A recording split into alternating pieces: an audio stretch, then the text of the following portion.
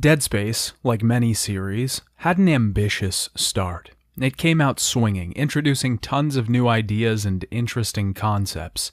The development team was ready to revolutionize and swing not only the horror genre, but gaming overall in a new direction.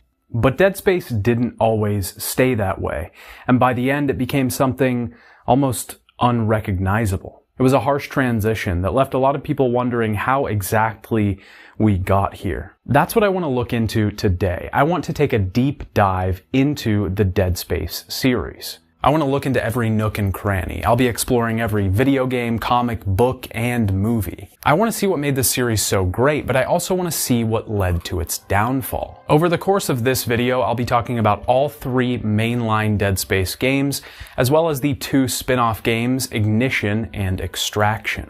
I'll also be diving into EA's idea of an expanded media universe for Dead Space with 2 animated films, 2 books, 3 comics, and a mobile game. I do want to say before we get into the video though that the movie sections talking specifically about Dead Space Downfall and Dead Space Aftermath will be relegated to the Patreon. This is unfortunately due to YouTube's copyright system, which I just can't get by. Towards the end of the video, we'll take a second to talk to some of the people that have contributed to the discourse around these games. I want to thank everyone that gave me their time to talk about these games and chat for a bit. Boulder Punch, Jingy, and Mandalore Gaming. If you do enjoy the video, you can support the channel for free by liking and subscribing, as it really helps me out. You can also subscribe over on Patreon to support the channel as well, where you can watch some of the full retrospectives that I have that include extra bonus sections like the Dead Space movies or the Silent Hill movies. You can also watch me over on Twitch, where I play games that I'm not currently reviewing. The links to all those are down in the description. Spoiler alert, for everything Dead Space. I mean it. Everything. Hey Dad, it's me, your favorite son, and today I want to talk about Dead Space. Dead Space began with a working title, originally called Rancid Moon. It was the creation of Glenn Schofield, who wanted to create a video game that was truly terrifying. He came up with the idea in 2005 and drew large inspiration from series like Resident Evil and Silent Hill. Before this, Glenn had worked on many games, mostly as art director or artist, but eventually game director. He directed games like Akuji, The Heartless, Blood Omen 2, Walt Disney World Quest Magical Racing Tour, and Gex 3, Deep Cover Gecko. Glenn's team at EA Redwood Shores were working on concepts for the game, and it was a pretty big passion project for them. The studio was mostly set to work on games for licensed titles. Eventually, they pitched it to EA, and they had 3 months to create a prototype. The project was greenlit after showing the prototype to EA. They developed the prototype originally on Xbox hardware to fit time constraints, and wanted to figure out how to make it work for next-gen consoles later. Dead Space was developed using the same engine as The Godfather, since the team was already familiar with working in that framework. That engine also used the Havok physics engine, which was important for the design of Dead Space. The game was described during development as Resident Evil in space. Schofield took huge inspiration from Resident Evil 4 and wanted to create that fear and terror that it had. They wanted to improve on the formula by giving players the ability to walk and shoot at the same time. Schofield felt like RE4 could be really slow, stopping to shoot and breaking up the tension or action. Schofield took a ton of inspiration from films like Alien, The Thing, and Event Horizon. It wasn't just American films, though. Schofield specifically sought the storytelling of Takashi Miike and liked how other cultures treated horror in film. Schofield and the team used all of this information from horror films to make the game more terrifying. Everything from lighting to storytelling in the environment were ideas they got from films. The team wanted to find a really tight balance between the usual slow pace of horror games and the faster pace of third-person action games. It was meant to be a mix between the two, providing the best of both worlds. The team wanted to make the game as immersive as possible. To achieve this, they incorporated the HUD elements into the environment, and cutscenes were played in real time. This was a large change to the average horror formula, but the team didn't stop there.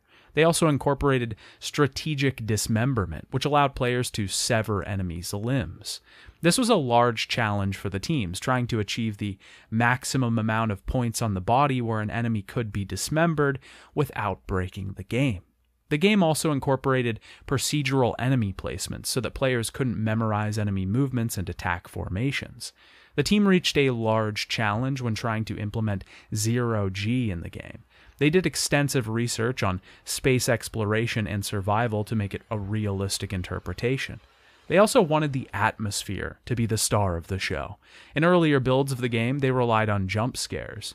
They quickly realized that the effectiveness wore off soon after, and they thinned them out, focusing more on the atmosphere of the environment to instill fear. The sound was incredibly important to Schofield and his team. It was a key element to creating a terrifying atmosphere. They used real-life sounds to create fear and also got a more realized tone for the audio in the game. The team wanted all big moments in the game to be interactive. This was one of the rules that they had for the production of the game, and it couldn't be broken. This led them to a large problem with the development of the game, specifically concerning the drag tentacle. This enemy drags your character and kills you unless you kill it first. This caused huge problems and nothing was working. The sound, animations, and programming were all having issues. The issues arose from the character being in a different position when walking into the hallway. They used layering to solve the issue, dealing with each problem individually to find the source. This was a new management strategy that they had implemented. They ended up having a specific team just for this one tentacle scene. This whole issue stopped development for an entire month, causing a massive slowdown, but the team eventually overcame the problem. Schofield and the team wanted the main character to be an everyman. They wanted him to be just another guy and make you feel like you were him. He doesn't talk in the game, and he's always in frame, making you feel more connected to the character. The entire development of Dead Space was something that was difficult and challenging. The team had not created anything of this size thus far, but a lot was learned and these challenges were all overcome. The outcome was something handcrafted and of high quality. No shortcuts were taken here. Dead Space was released in North America for the Sony PlayStation 3 and the Microsoft Xbox 360 on October 13th, 2008. As usual, a few notes before we get into things. I played Dead Space on the Xbox Series S using its backwards compatibility feature. This was the easiest and most convenient way to get footage for this game, and it also happens to run pretty smoothly. All three Dead Space games are also on PC, but those versions of the games are a little more finicky than the console version. The second note is on the structure of this review. If you've seen my videos before, you'll know that I try to tailor the structure of each review to the game that I'm playing. For Dead Space, that's no different. Dead Space functions quite a bit like Silent Hill. A lot of the story is told through optional logs and information that's unlocked at the end of the game. Most of the story is right in front of us, but the mystery of the tale and the station that we're playing on is left up to the player to piece together. Because of this, I'll first talk about the story, gameplay, and mechanics of the game, giving my overall impressions. I'll then venture back at the end to talk about what really happened in Dead Space. I also want to give a quick note about the footage that I used for this video. I intermixed footage from both my first and second playthroughs of Dead Space. You might see some footage in the beginning of the game from my second playthrough on New Game Plus, where I have a white suit. I just wanted to point out that I didn't cheat or anything, I just did multiple playthroughs.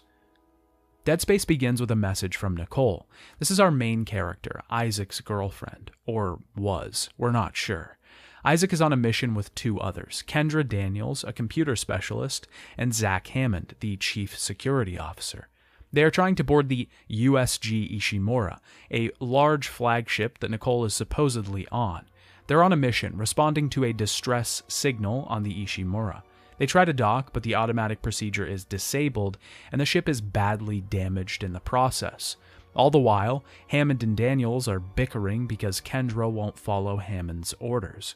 Regardless, the ship lands and the power seems to be out all across the place, and there's no signs of life as of yet. Our main character, Isaac, happens to be the ship's engineer and is sent to check on the ship's vitals. The outlook isn't great, but as he checks outside the room, the place is locked down and strange creatures begin to attack the crew, killing Johnston and Chen, two corporals assisting with the mission. We're forced to run away from the creatures here and head to a nearby elevator. Heading through the ship, we find dead bodies, strange scenes of messages scrawled in blood on the walls, and our first weapon, the plasma cutter. This is our main way of dispensing with enemies in Dead Space.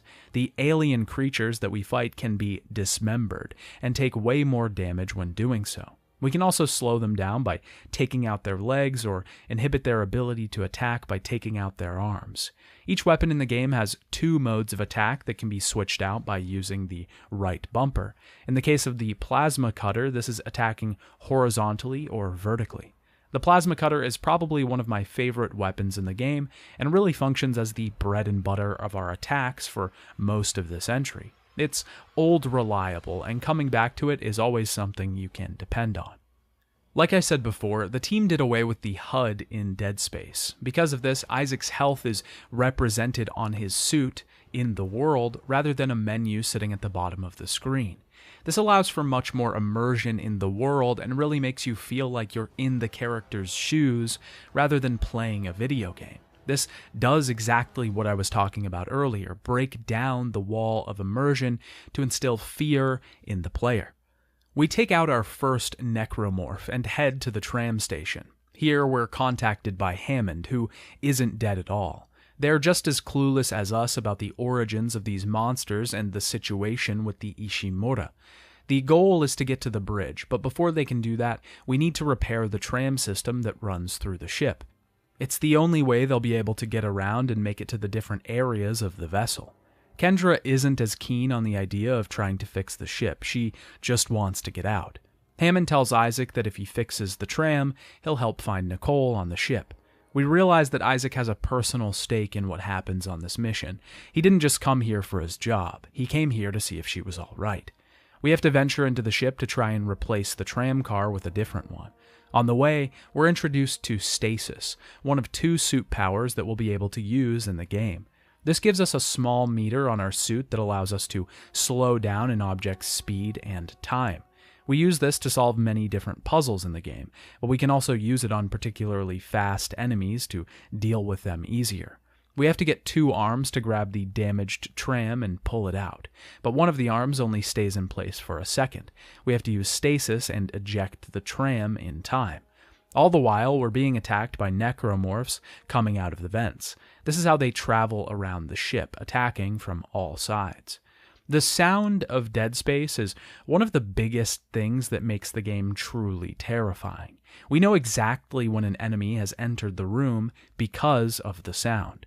The score notifies us, a large, jumpy, scraping sound, a rising in intensity of the music, and the gurgles of nearby beasts trying to take our life.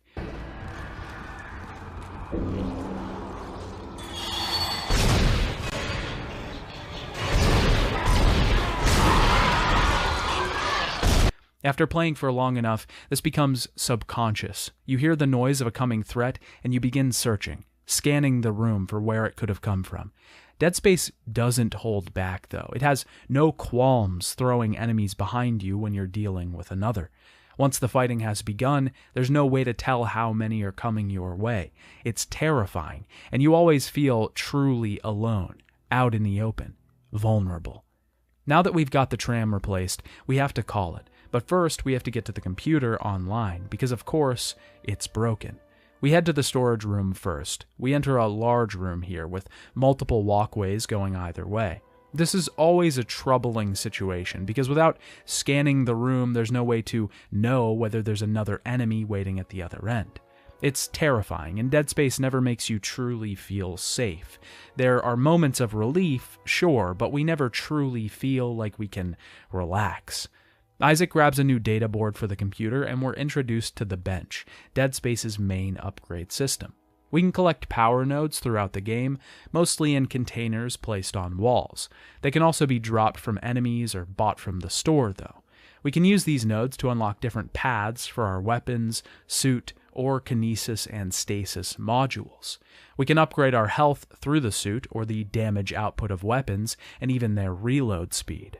We have to backtrack now, heading to the computer that we started at. We replace its board and call the tram for Hammond and Daniels.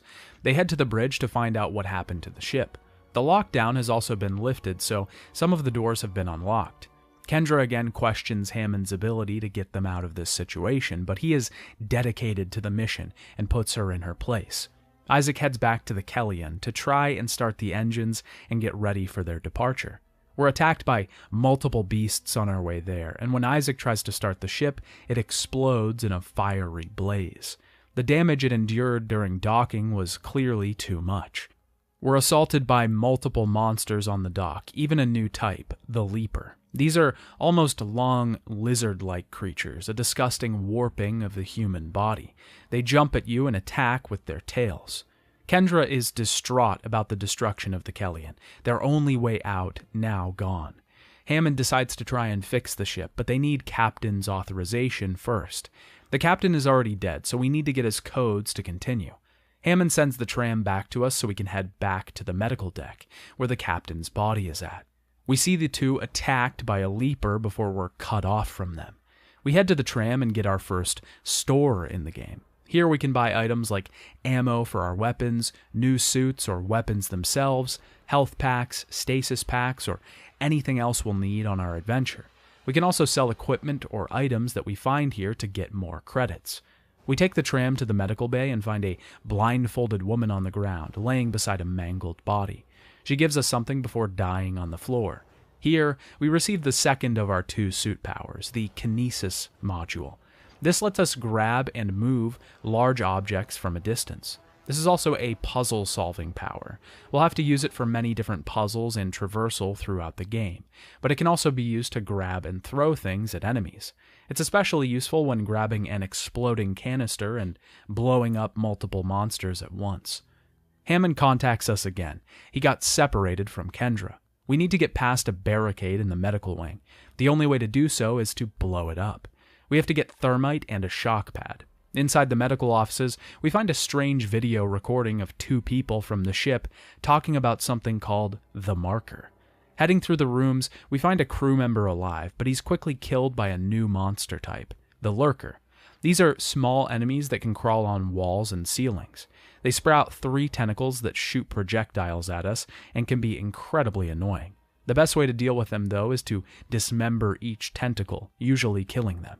We find the thermite upstairs and head towards the shock pad. I just want to comment quickly on Dead Space's environment. Its lighting is incredibly well done and does a lot to add to the atmosphere of the game.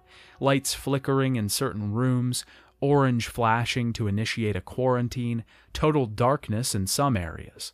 It's atmospheric and terrifying. We're always sort of in the dark, but this dim light or these flickering ones make us feel unease.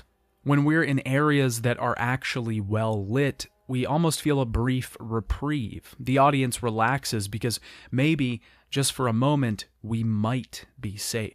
When the enemies swarm the medical offices, the room darkens because of a lockdown. This is a hectic moment. We have to fight off lots of monsters coming from all directions. Our senses are assaulted and the anxiety is on high. When we clear the room, the lockdown is lifted and we're allowed to breathe for a moment. The music subsides and the light brightens again. We're never told that we're safe. We just assume it. We can feel it. The game conveys tone through its environment to provide an incredible effect on the player, manipulating their emotions. We find a crew member smashing his head against the wall until he's dead. We also find a doctor's examination of a patient on the colony from the planet beneath. We can collect and pick up a lot of items in Dead Space. It's really what we rely on. We can't buy every piece of ammo or health in the game. We'd simply run out of credits and supplies. We can pick up items from lockers, ammo, health, schematics to unlock new things in the shop. Enemies drop items. We'll find them everywhere, encouraging us to explore every room, every nook and cranny. We can use power nodes to unlock special rooms in the game that usually have huge caches of ammo and equipment, but also will sometimes have optional audio logs or memos that fill in our gaps of what happened on the Ishimura. Here, we have to use our new kinesis power to move a platform into place and place a battery into a slot, powering an elevator, as well as defeat multiple different necromorphs. Here, we enter our first vacuum, probably one of the most terrifying experiences in this game. The sound goes completely dead. We can only hear the faint thumps of Isaac's steps or the subdued pangs of a shot from the plasma cutter. Encountering enemies in these spaces are even worse situations. Remember how we talked about how our biggest indicator to an enemy's presence is sound, atmosphere, the feeling? Well, that's gone in a vacuum, only being able to rely on our sight.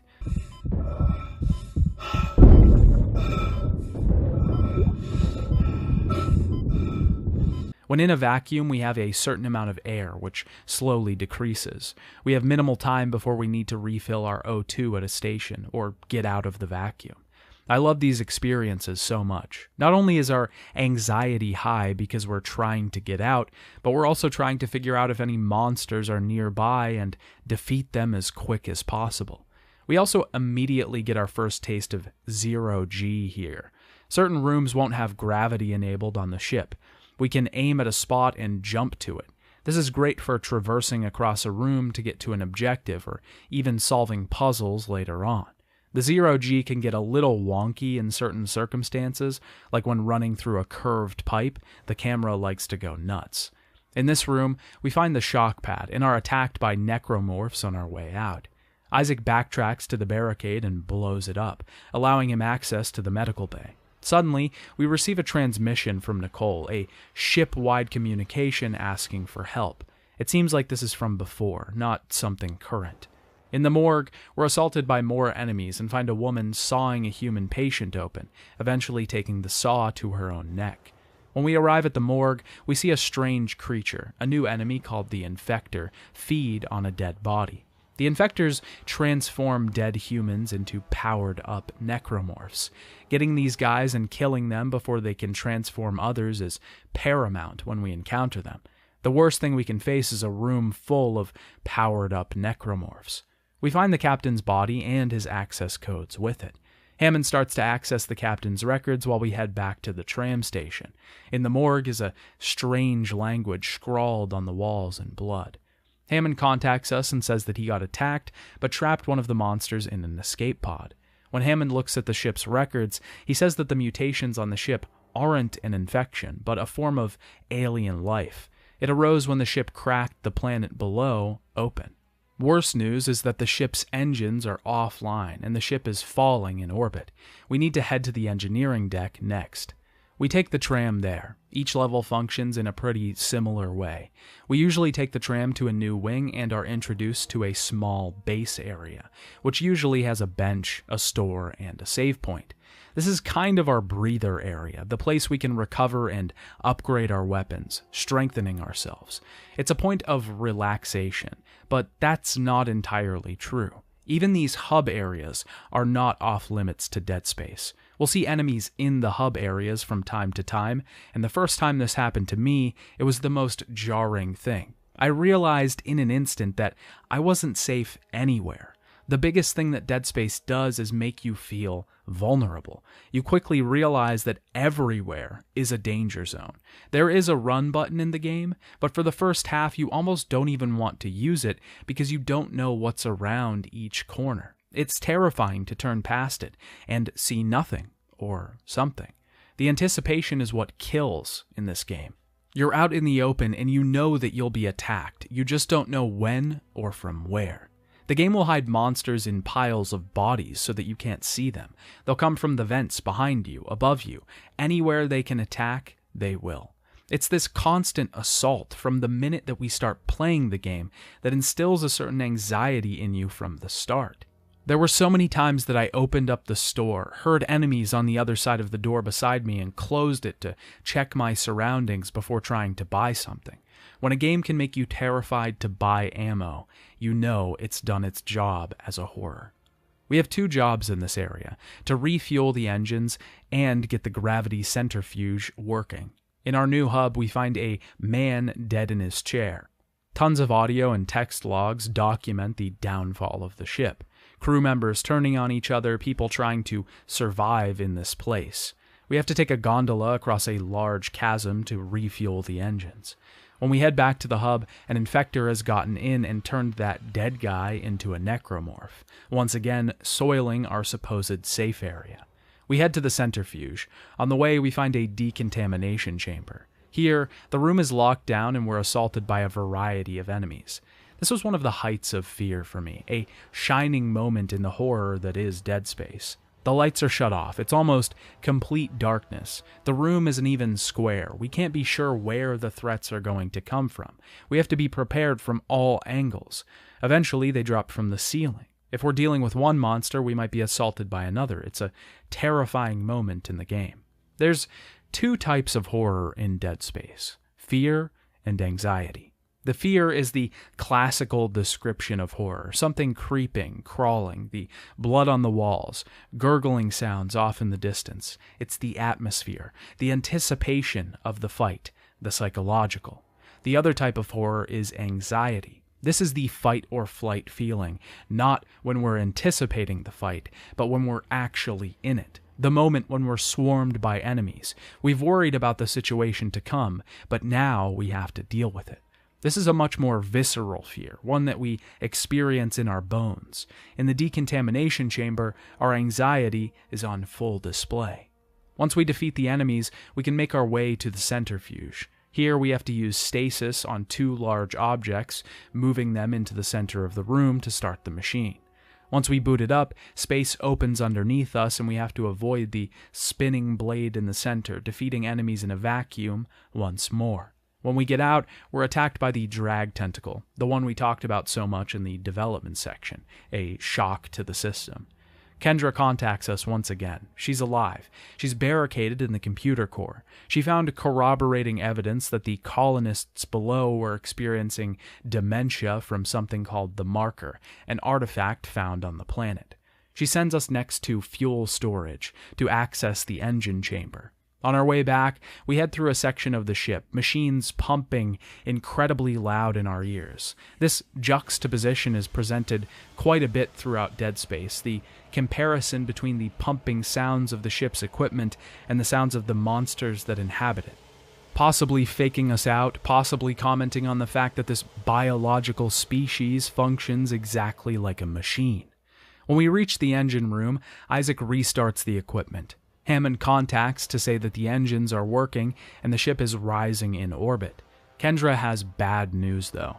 The asteroid defense systems are offline. We need to get them back or the rocks will destroy us. Kendra confronts Hammond about the Marker, thinking that he knew about it all along and didn't tell them. She basically accuses him of lying. Apparently, the Marker is in the cargo hold on the ship. We have to get to the captain's nest to get the asteroid systems online. We finally reunite with Hammond, and he says he truly doesn't know about the Marker. He also says we need to reroute power to the ADS system. On the way out, we see an escape pod that houses the necromorph Hammond trapped. He jettisons it into space. Upstairs, we're confronted by our first brute. These are massive, hulking beasts that are incredibly strong. We have to stun them with attacks from the front and attack their back when they go to cover. The best way to take care of them is to use stasis to freeze them once they go for cover and rip into their back. We head through, rerouting power in multiple different junction boxes to the ADS. We eventually encounter our first pregnant necromorph.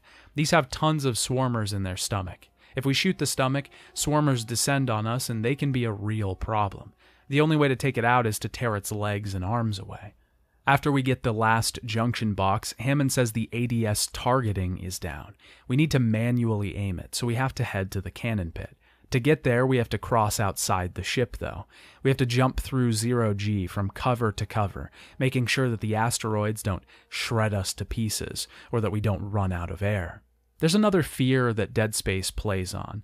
Not just the fear of monsters, the dark or flickering lights, but that of space. We're constantly thrown into the vast vacuum, the void that is outer space. One of the most terrifying things is hearing Isaac's chokes and gasps as his body begs for air. It's visceral and terrifying, watching your character die wanting for oxygen.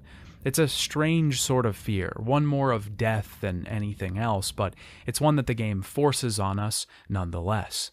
Here we have a really odd game segment. There's 2 of these in Dead Space. We have to man a turret and shoot asteroids as they run into the hull of the ship. I'll be honest, I think this was one of the very few weak points for Dead Space. This is where it started to veer into an action game a little bit. They are very short moments, so I don't fault the overall product that much for this one section, but I do think they're a bit out of place. We defend the ship from asteroids, and Hammond gets the autopilot working, allowing the ship to do its own work. Kendra calls and says that the oxygen is being poisoned by something in the hydroponics department. We have to get rid of it because there won't be any air to breathe soon.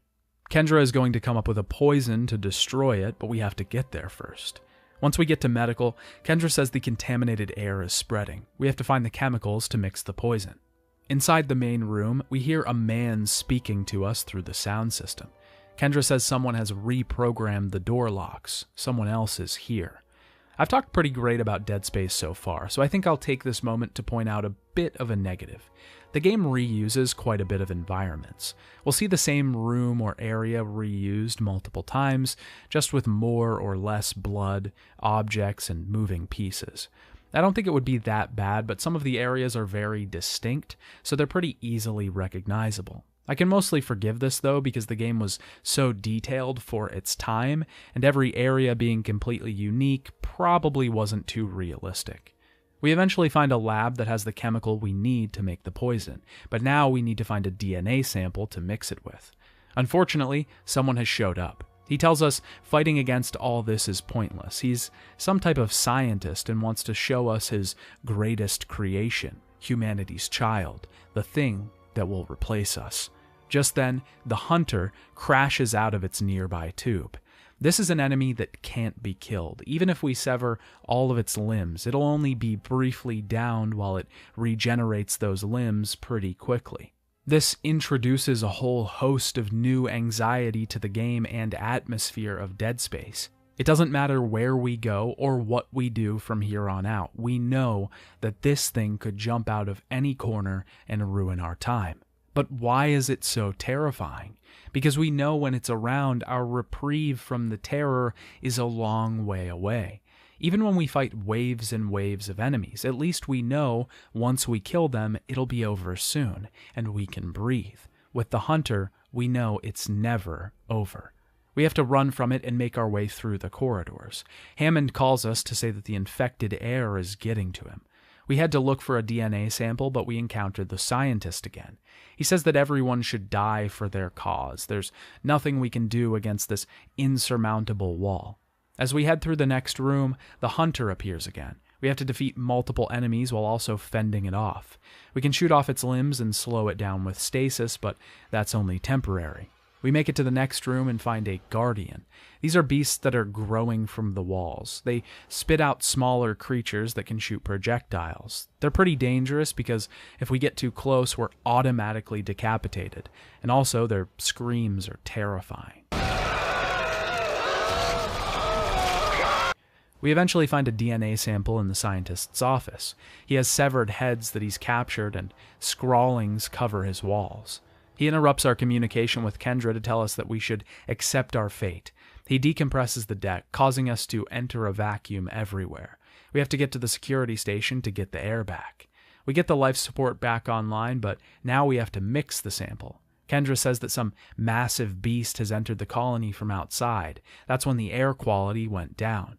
Someone on the ship called it the Leviathan. We mix the sample, and now we have to head to hydroponics to use it. We find the scientist again, blocking our way to the tram. He says his name is Dr. Chalice Mercer. He wants to show us his plan in full and leaves us with his creation.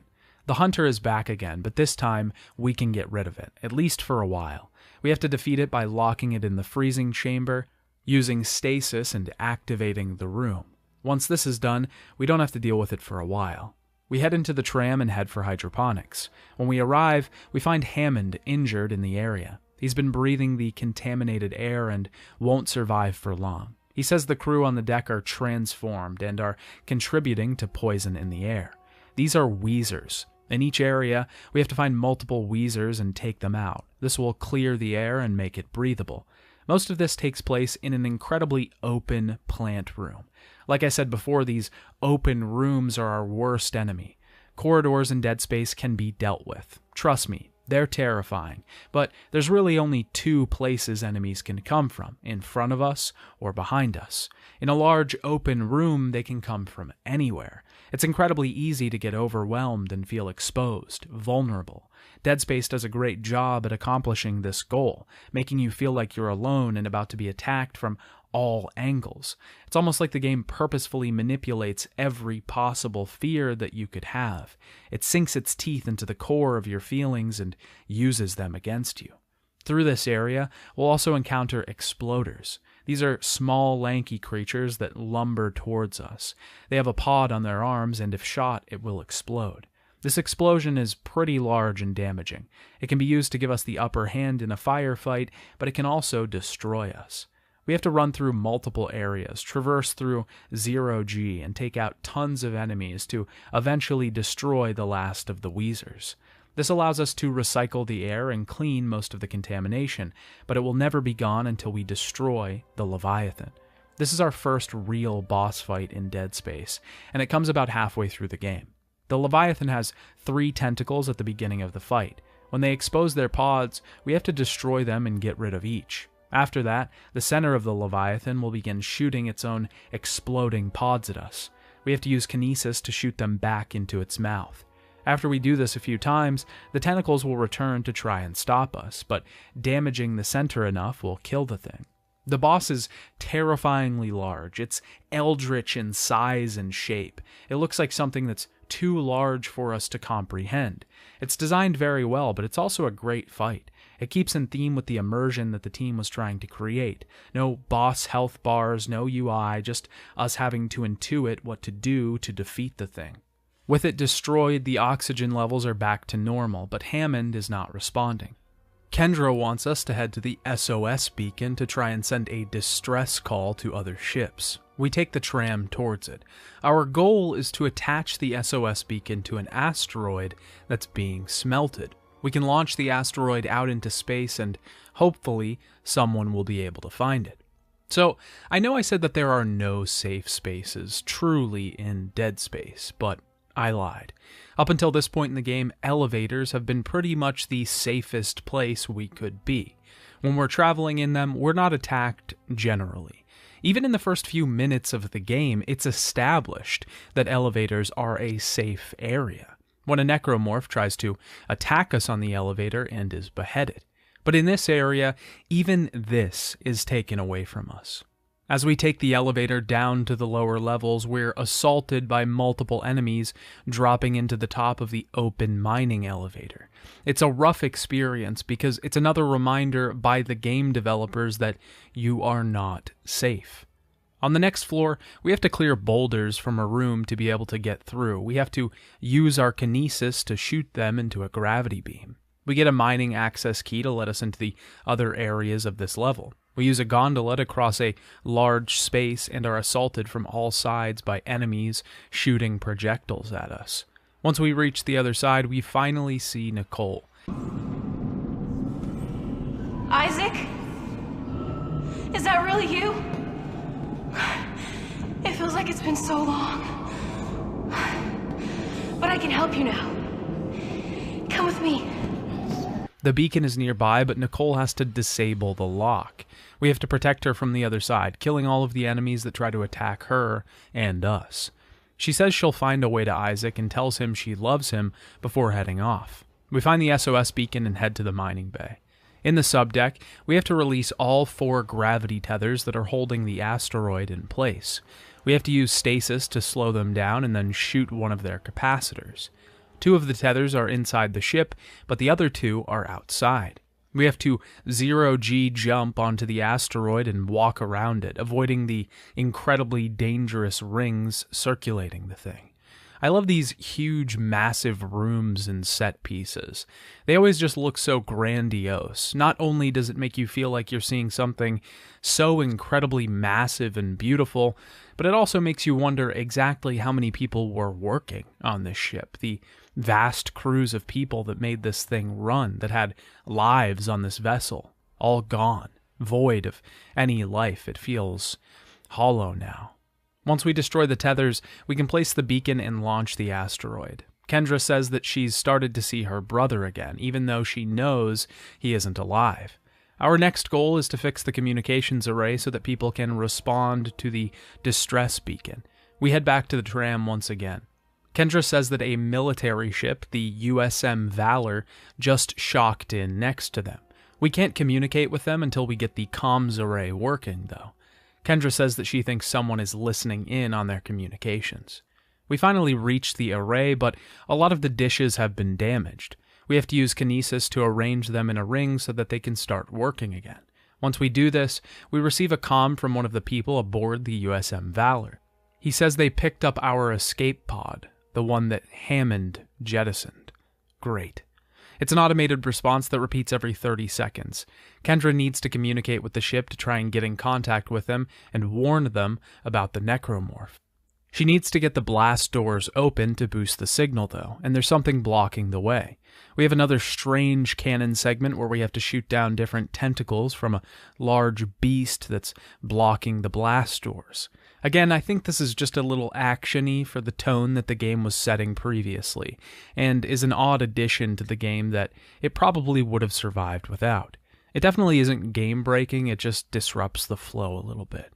Once it's defeated, Kendra tries to contact the Valor to tell them not to open the escape pod, but they won't respond. We see their video feed of one of their men being attacked, and the ship is floating straight towards us. Isaac is knocked out from the blast and wakes up to the same message from Nicole as before. It quickly switches to Hammond. He's still alive and says that his signal has been blocked this whole time. He finally decides to abort the mission. They all have to get out.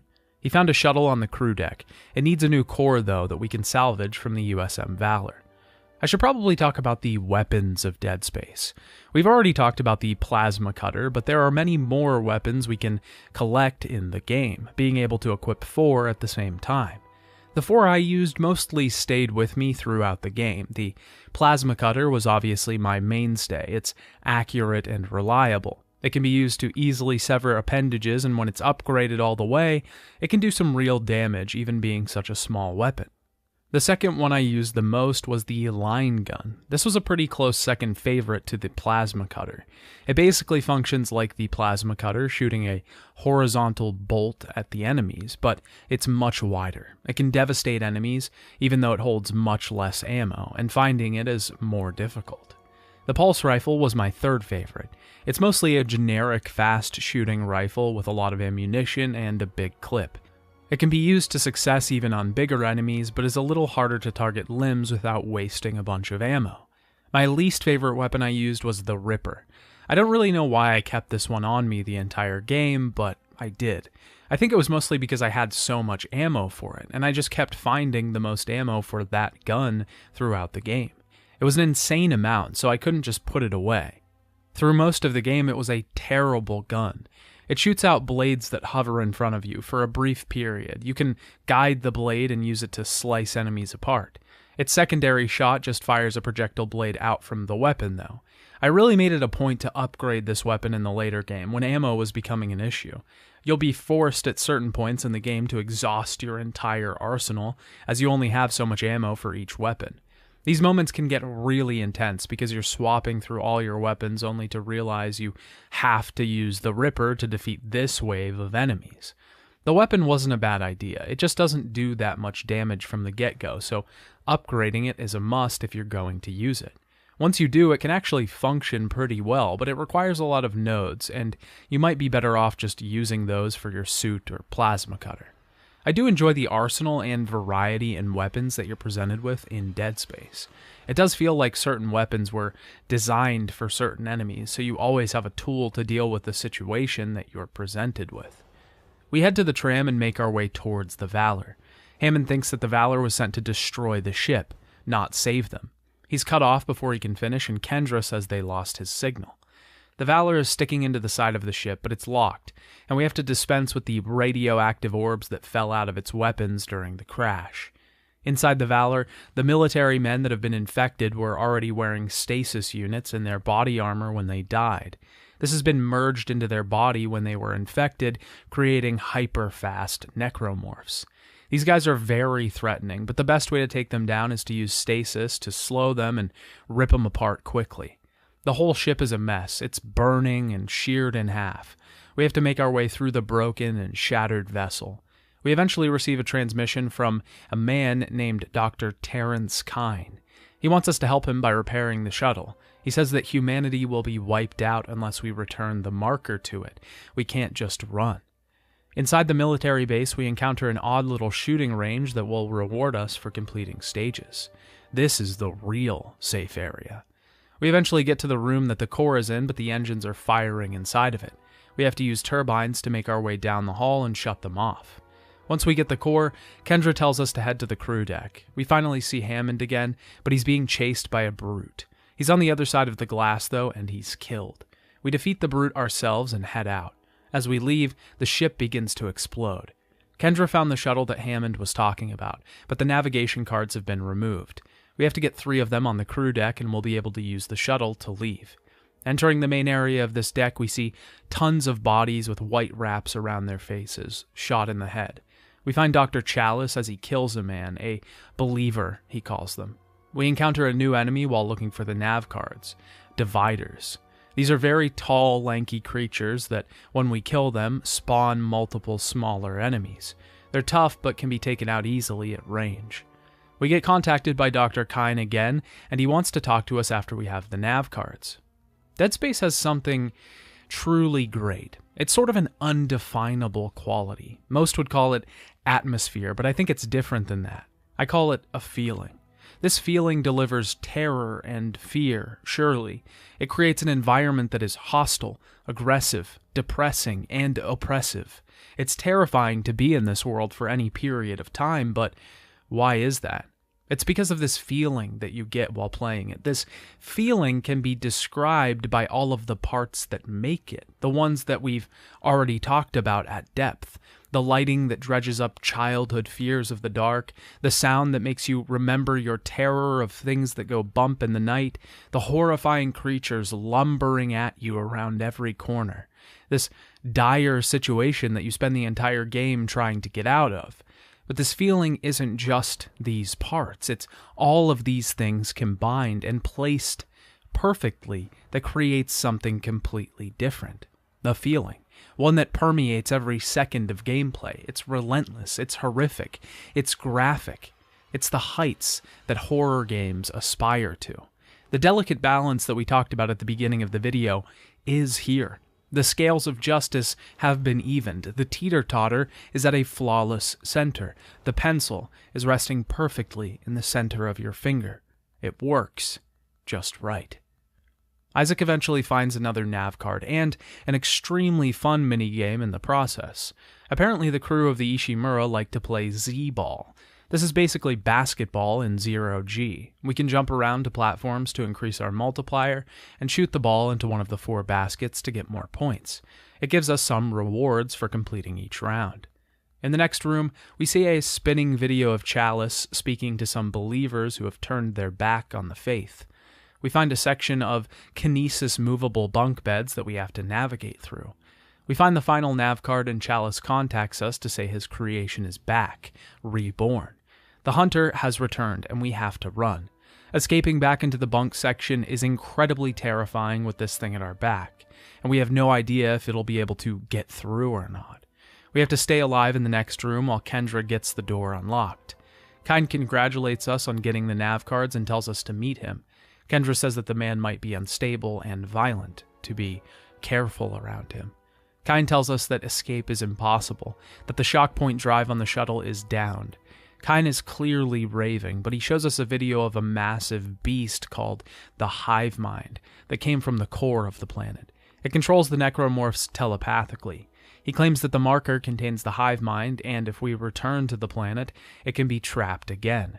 Our only choice now is to get the marker back to the planet and end this thing. We start the engines of the shuttle and the hunter returns, but we're going to take it out for good. We have to trap it behind the shuttle's exhaust and burn it.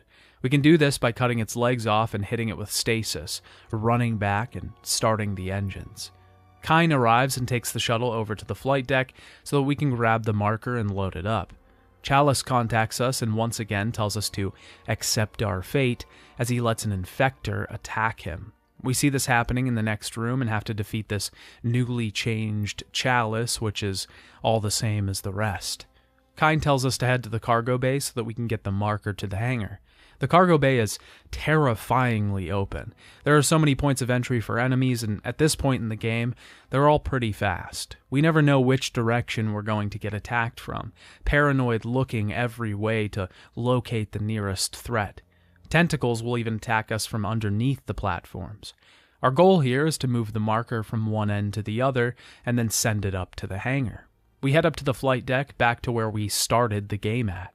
We turn off gravity and have to move the marker to the ship, all the while defending ourselves from multiple assaults by different monsters. Once we get it in position, we restore gravity to the room so Kyne can load it. He invites us onto the ship so we can stop this once and for all, but he's killed just before we step on. The shuttle takes off, someone else inside. We realize it's Kendra. She was an agent with the Earth government. The planet was an experiment and the marker was made by humans. They reverse engineered it from a different artifact and activated it on the planet. The system has been sealed, but since the CEC got involved, they had to stop it. The game really throws us off her tail the entire time because she's constantly mistrusting Hammond, who we actually think is the traitor. Nicole calls us at this point. She's in the control room, ready to help. We find her upstairs and she apologizes for what she did to Isaac before. She tells us to pull the shuttle back, piloting it from here, and says something strange. Make us whole again. Make us whole again. All of the monitors have that strange language flashing on them. We pull the shuttle back, but Kendra flees to the planet below in the escape pod. We head downstairs to get on the shuttle, our second to last chapter ending with us getting on a ship, not a tram. Down there, Nicole joins us and tells Isaac she's happy they're back together. We finally head down to the planet and put the marker onto a loader so we can take it to the planet crack and seal the hive mind controlling everything. Throughout this whole level, we have to move the marker along a track with kinesis. We have to get bridges and doors out of its way and take it to the center of the colony. We're attacked by huge swarms of enemies, every single variation that we've seen so far. Just massive waves of them come plummeting at us. We eventually find the hive mind sticking out of the ground and take the marker up to it. We see Nicole. She says thank you and that we're whole again. The marker activates and we have to get out of the area because it's about to explode. As we enter the decontamination chamber, Kendra arrives, taking the marker with her. She calls Isaac insane and tells us to look again at the video that Nicole sent. This time, we watch to the end and see that she injected herself with some sort of poison. She's dead. Kendra says we were experiencing hallucinations. Isaac was just a pawn this whole time, manipulated by the marker. We head back to the shuttle, but as Kendra tries to board, she's killed by the hive mind, and we have to fight it. It has pods on its mouth that we have to destroy to damage it. During the whole fight, we have to avoid its massive tentacles that try to slam us to the ground. After we destroy its mouth pods, we have to tackle the ones in its chest. The tentacles get more aggressive here. Once we destroy all the pods, the hive mind collapses and slinks back into the planet. I really like this final boss, and I don't mind it being a huge action set piece. I think the final boss should be. It should really ramp up the stakes for the end of the game and take it to the max. That's exactly what the hive mind does. After it's defeated, Isaac flies the shuttle out of orbit. He's seen piloting the ship and he finally takes his mask off. He briefly watches the video of Nicole before stopping it. Just before the end, Isaac sees Nicole again, jumping from the side of the ship. Dead Space is truly one of a kind. It was a game that purposefully tried to innovate, and the team would accept nothing less. It's a landmark and a touchstone in the history of horror games. It changed what horror games would be for years to come. You can see the influence all over the space horror games today. I think it really raised the bar for horror games moving forward, and was one of the last true horror games of its era. It created a feeling and a sense that stuck with you the entire time, the feeling that something wasn't right. It's almost like you become in tune with the game at a certain point. The game is speaking another language, and you realize exactly what it's telling you. You know when to run. You know when to fight. It's working on another level to manipulate your senses. Isaac may have been a pawn for the marker, but we feel like a pawn to Glenn Schofield. It feels like he's pulling every string, eliciting every reaction inside. The terror, the fear, the anxiety, it's all perfectly placed. We're given incredibly brief moments of reprieve that we know subconsciously won't last long and aren't real, but they still feel substantial when we want anything, just even one more breath. It's a fantastic horror experience, and one that needs to be played. We've talked about the game in its entirety, but I'm sure that you could tell there's a lot more to the story of Dead Space. So what really happened on the colony and to the USG Ishimura? The captain of the ship was secretly an agent of the Church of Unitology. This is a religion that is based on the belief that humans were created by some sort of divine alien race or being. They also believe that they'll all be unified after death through the doing of the marker. Matthias was assigned to retrieve the red marker for the church from the planet Aegis 7. This planet was quarantined ages ago by the Earth government. The CEC, or the Concordance Extraction Corporation, is a company that specializes in deep space mining. They created the Planet Cracker starships that Ishimura happens to be. These ships establish a colony on the planet to be mined and place gravity tethers around the surface in a ring-like shape. The starship then uses these tethers to pull a large chunk of the planet out, then mining it for resources. The CEC determined that Aegis 7 was rich with valuable resources, so they established a colony there. The employees on the planet discovered the red marker, but unfortunately, some Unitologists were among them. The church was made aware, and many Unitologists, including the captain, quickly took over the ranks of the project and Ishimura's crew.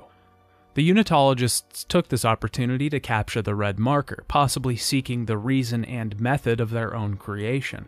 After the marker was discovered on the planet, though, the colonists began having severe and violent hallucinations. The same cases were reported on the ship once the marker was extracted. In some cases, people became homicidal and suicidal, probably leading to what happened with Nicole. During the same time the marker was uncovered, a growth began taking over the colony and the Ishimura, filling its ventilation systems. The planet crack went forward despite all this. As soon as the crack happened, the colony's power went out and they were flooded with attacks from a strange alien life form. These were the necromorphs, infecting the colonists and transforming them. Captain Matthias immediately cut off all traffic and communication with the colony. He didn't want the infection spreading to the ship. Dr. Kyne tried to convince the captain to send out a distress signal and stop the extraction, but he refused, wanting to get the marker to the church.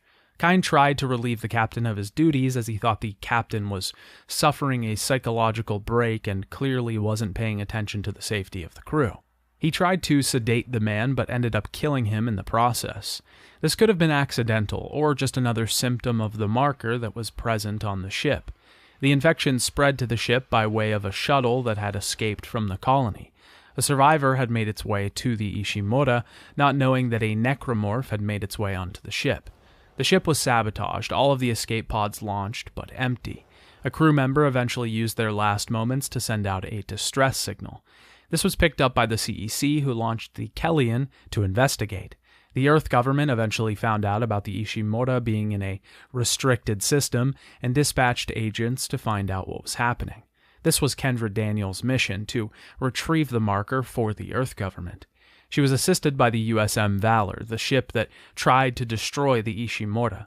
We find out at the end of the game that the red marker is a human creation. It was made using the original marker that had been found on Earth. The carvings in the side of the marker were the DNA instructions for the necromorph infection. The infection escaped and killed everyone on the original colony. The marker was abandoned on the planet, which is why the system was locked down by the Earth government in the first place. The story is mostly hidden through background notes and audio logs that can be found on the ship. A lot of these are optional and won't be found when just making a beeline through the place. It's certainly not as hidden as something like Silent Hill's story is, but it still requires some piecing together. Most of the information is given to us in a non-linear way, so we have to figure out the timeline, putting things in the correct places. It's a really interesting story behind it all, though, and isn't necessary to understand what happens in the game. It's just interesting lore that serves to flesh the world out further. Overall, Dead Space succeeds at what it originally set out to do. It tried to create a truly terrifying horror experience that would stand the test of time. Dead Space has aged incredibly well. It still feels like a modern game, and there's not a lot that I would even consider dated. Most of the innovative choices in design are what caused this. The lighting used to further push the atmosphere of the game prevents its textures from looking old. The in-world cutscenes, all being played on static transmissions from Isaac's suit, prevent too much detail from being noticed in the character models. The game's UI being placed in-world on your character's suit prevents design elements that were hot at the time being used, causing the game to appear less dated. All of these innovations serve their own purposes to further the game's standing in the horror genre. They make the player more immersed in the world to generate an atmosphere that terrifies but also intrigues. But they also serve the purpose of making the game still look great 14 years later. The gameplay of Dead Space is amazing, and it's tied into everything. The horror and the way the game functions go hand in hand. It's terrifying to play. Every corner we pass, every door we open, every dead body we see, we suspect of being a necromorph. We're truly alone on this ship, and we learn very early on that we cannot trust the game. We can't trust anyone. It's ruthless, and once we realize that, we know not to believe anything it throws at us. But Dead Space, even with that distrust, manages to throw scares and terrors at us that we aren't expecting. It teaches us to survive on this derelict, infected ship. It puts us through a trial by fire. The scares aren't lessened by the end of the game, and running away from enemies in Chapter 12 is still just as terrifying as in Chapter 1. But the game slowly makes us realize over the course of its playtime that it isn't holding anything back. It will be trying, purposefully, to terrify us at every point. The balance that we talked about before is on perfect display here. Dead Space creates the perfect illusion and makes you truly believe that you're in the shoes of Isaac Clarke on board the USG Ishimura. With that illusion intact, the game can then begin to throw terrifying situations at us that are all the more amplified because we believe in them. I do really enjoy Dead Space. There were a very few small nitpicks that I had, like the turret shooting sequences or the reused rooms, but they weren't anything that makes this an experience that you don't want to have. If you're a horror fan and haven't played Dead Space, it's absolutely required. Dead Space was very well received critically. It holds an 89 on Metacritic for the Xbox 360 version of the game. Most critics responded well to its innovations in gameplay, but some criticized its use of elements that felt like padding. Dead Space was nominated for 10 awards at NAV GTR and won 6. It won Best Audio at the Game Developers' Choice Awards. It was nominated for 4 categories at the British Academy Games Awards and won 2. It was nominated for 4 categories at the DICE Awards and won 2. It was a critical success, that's for sure. Most of its praise really came from its sound design being highly regarded among the community. But Dead Space didn't do very well in sales. It reached number 10 in game sales on release in the US. Sales would improve over time due to its critical success, but it was considered a commercial disappointment due to its release, even with heavy marketing. Despite this, EA still decided to move forward with a sequel, mostly because of the first game's critical success. Dead Space 2 began its production almost immediately after the release of the first game. It was developed by Visceral Games, which was a rebranding of the original developers, EA Redwood Shores. It was again published by Electronic Arts. A year after Dead Space's release, Glenn Schofield, the creator and executive producer of the original game, left Visceral to start his own company with Michael Condrey, the director of Dead Space. They founded Sledgehammer Games and haven't looked back since. The team working on Dead Space 2 weren't worried, though. Executive producer Steve Papoudis said that it takes a lot more than 2 people to make a great game. The team's goal with the sequel was to create an improved version of the first game. They wanted to make it accessible to a wider audience and introduce some quality of life improvements to the series. They also wanted to introduce more action to the game. This decision was also influenced by new staff at Visceral and new creative decision makers. In this entry, the team also wanted to focus on the story a bit more. They decided to give Isaac a voice to make him more sympathetic to the audience. The art designer from the first game, Ian Milheim, returned. He was inspired by Gothic architecture to create the Unitologists' Cathedral in the game. This was meant to evoke and communicate the beliefs of the religions and also its worship of the marker itself. The character designs were influenced by the new area introduced, the Sprawl. This was a cityscape in space. Because of this, the new enemy designs reflected people turned in this area, creating many new types of necromorphs. The sound team again used real-world sounds that they would distort and incorporate into the game.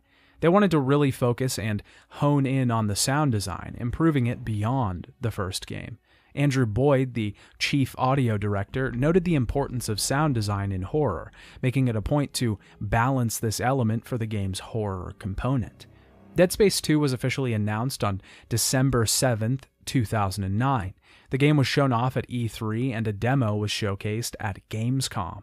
EA really went all out on the marketing for the game, spending a total of $60 million on spreading the word of Dead Space 2. Dead Space 2 was released in North America for the PlayStation 3, Xbox 360, and Windows on January 25th, 2011. As always, a note before we get into things. In the previous video, I talked about the real story of Dead Space at the end of the video.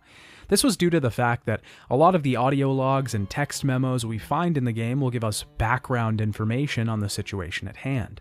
This information isn't necessary to the overall plot, but it does help us understand what led to this situation.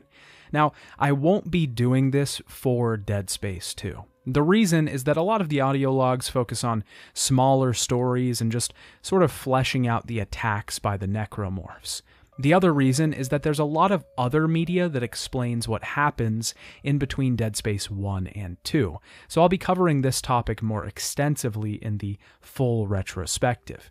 Here, I'm specifically referring to Dead Space Aftermath and Dead Space Salvage, an animated film and a graphic novel, respectively. I do also plan to cover the entire timeline and tie things up in the full retrospective once we get there. Before we actually start the game, I thought it important to note that in the menus there is a previously on Dead Space option, which gives us a little cinematic, recounting the events of Dead Space 1. Most of it's stuff we already know, but it does throw in some interesting background, particularly the point that humanity fled Earth in the 25th century because they ran out of resources. This was how the Planet Cracker ships were created, and the Ishimura was the first. Dead Space 2 starts with a video call between Nicole and Isaac, clearly before her death. She's telling her then-boyfriend about how much she loves her job aboard the Ishimura, but they're cut off. We pan out and Isaac is in some sort of interview. He's being questioned about his nightmares. He sees visions of Nicole beyond the desk. The man at the desk asks Isaac about the marker and what happened on the Ishimura, but Isaac can't answer these questions easily. He's clearly still suffering from hallucinations and delusions from the events of the first game. Some combination between PTSD from the event and the marker's influence still sticking in his mind. The sequence ends when Nicole jumps on the table and her face begins to glow. Dead Space 2 puts a much larger focus on the story. It definitely leans into the cinematic a lot more, and I honestly think it's one of the sequel's greatest strengths. It provides a much more cohesive narrative, improving on the little that there was to criticize with the first game. The visuals that are used to represent Isaac's visions are always great as well.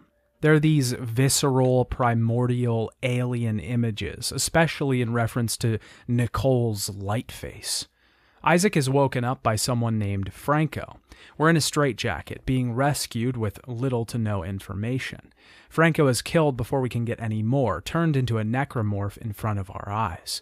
We're connected to a woman who tells us to get the hell out of there, as we're chased down the halls by various necromorphs. We're in a straitjacket, so we can't fight back.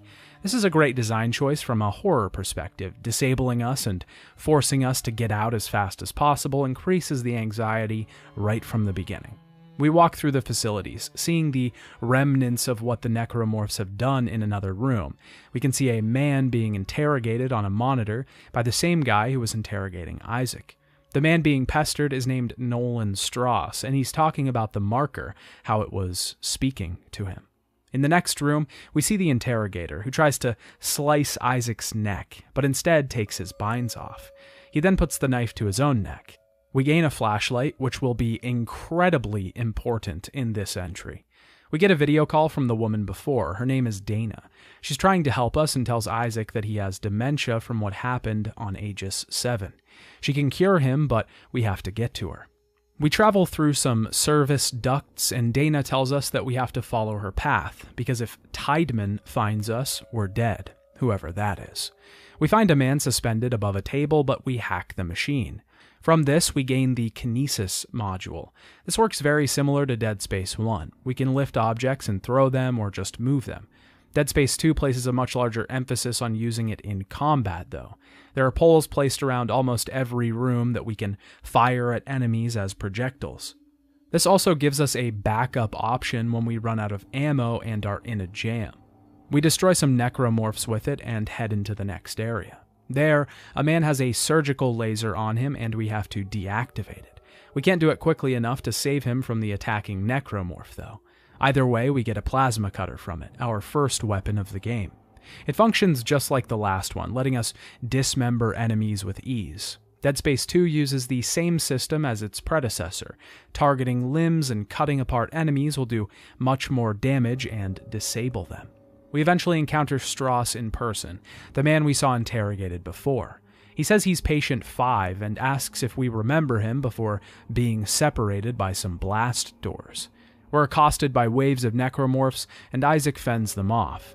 Dana tells us that they don't have to be friends, but she can help, and the two can work against Tiedemann. She says that we're on the Titan space station orbiting Saturn. She can't tell us any more, though, because her signal gets jammed. We hack another panel and get the Stasis ability. Again, very similar to the previous one. Stasis is another ability that's much more encouraged for combat use in this entry. It will slow enemies down, freezing them in time for a brief period. Most enemies in the game move much faster than before. Stasis is almost always necessary in combat, and it's incredibly hard to survive without it. Its functionality has also been slightly changed to be more of an area of effect skill rather than a single target one, affecting multiple enemies and slowing them at once. We're introduced to the Puker Necromorph. This is a new enemy type that will shoot projectile bile at us. If it hits us, it'll slowly damage Isaac, but also slow him. This can be incredibly annoying in battle and can get us swarmed easily. They're also particularly bothersome because it seems like the range on their attacks are very far. We can be hit from so far away. It's bad enough that we don't even see them before getting attacked sometimes. We continue following Dana's route and eventually come upon a residential area of the Titan station. The walls are covered in blood, there's balloons at the reception desk. This is one of the most eerie parts of Dead Space 2, is the variety in environments. Not only does it improve the atmosphere, extending the necromorph invasion to just your average living person, but it also creates a much better swath of levels that we can traverse. This is, of course, compared to the static and industrial halls of the USG Ishimura from the first game. Isaac enters a room and an oxygen tank explodes, causing the vacuum to rip everything out of the room. We have to shoot a lockdown button to prevent us from being ripped into space. We're allowed to use our first store at this point. These also function very similar to the first Dead Space. We can buy ammo, health packs, weapons, suit upgrades, or power nodes from the store. I did notice that credits seem to be given out more conservatively in this entry, though. Even with exploring every level as much as I could, it still felt like I didn't have enough credits to comfortably buy upgrades all the time. The suit upgrades that you can purchase will, just like the previous entry, upgrade armor and storage space, but in Dead Space 2, each suit also has unique modifiers as well. The security suit, for example, increases damage done with the pulse rifle by 5%. We get our first vacuum of this entry, a space with no sound or air. Here, again, our senses are deafened, making it difficult to spot enemies in the area. We also have to be conscious of our air to make sure we don't suffocate. In the area after, we encounter the Tripod, another new enemy to Dead Space 2. It almost functions like a leaper, jetting at us with high speeds. We have to shoot the pods on its arms to dispense with it. When it's dead, Dana tells us to head to the tram station to get her.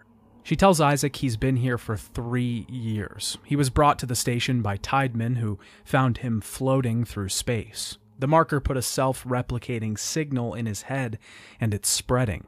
He'll die if it isn't stopped. We crawl through another service vent to head to the next area, and this starts Chapter 2. Now, if you remember my video on the first Dead Space, each chapter was pretty formulaic in the way that it started. Isaac would head back to the tram station, take the shuttle to a new area, and begin the next chapter. Dead Space 2 handles this much better. There's really no common thread on when and where chapters begin. It's all a very seamless transition. It can start after we've crawled out of some ducts, been thrown by a powerful necromorph, or ran away from some gunships. This makes the story flow a lot better, and is just good pacing overall. This structure really reflects the way that modern games handle chapter separations.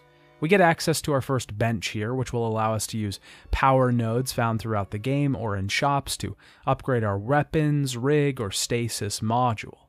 We can increase anything from air in our suit to reload speed or damage done by throwing objects with kinesis. This is virtually identical to Dead Space 1, except there's an increase in the amount of nodes for each upgradable equipment, and we can also respec for a fee of 5,000 credits. In the next area, we see a video of Tiedemann giving an evacuation order to everyone on the station, one that's looped and was given a while ago. We next enter a residential area of the station, necromorphs swarming the apartments and overrunning the place. We can hear people behind their doors screaming for help. It's a terrifying situation. We see a man impaled by a monster as we ride the elevator up, not able to save him. We see Strauss across the balcony. He says that someone gave them both drugs to erase their memories. We're attacked by a leaper before we can talk to him more. Trying to get into another area, the power goes out, and we're forced to fight waves of necromorphs in the dark. Now, I'm gonna say it. Dead Space 2 is dark.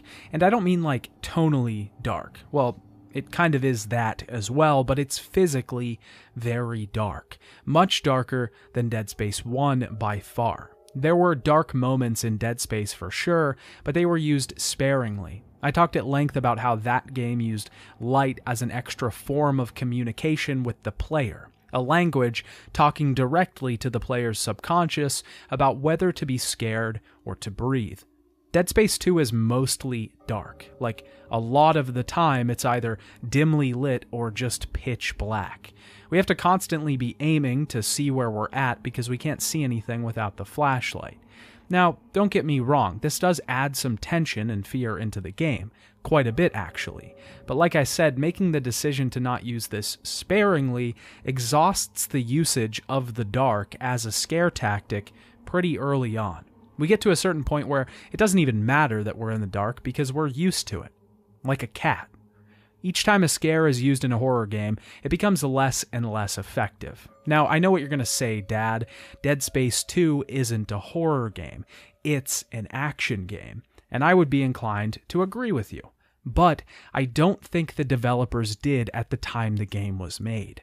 Sure, we can find interviews where they say they wanted to bump up the action, but they never said it was shifting genres entirely. Wikipedia lists it as a survival horror game. The Dead Space Wiki lists it as a survival horror game. Steam lists it in the horror and survival horror genres. The back of the box art totes that Dead Space 2 will bring the terror back to space. There was even a famous ad campaign for the game, Your Mom Hates Dead Space 2, that featured moms cringing at the violence and fear that the game presents. I think it'll make a person become insane. Because of that, I will be judging Dead Space 2 as a horror game with action elements, and by that sentiment, I suppose I should state my conclusion here. Dead Space 2 is a bad horror game.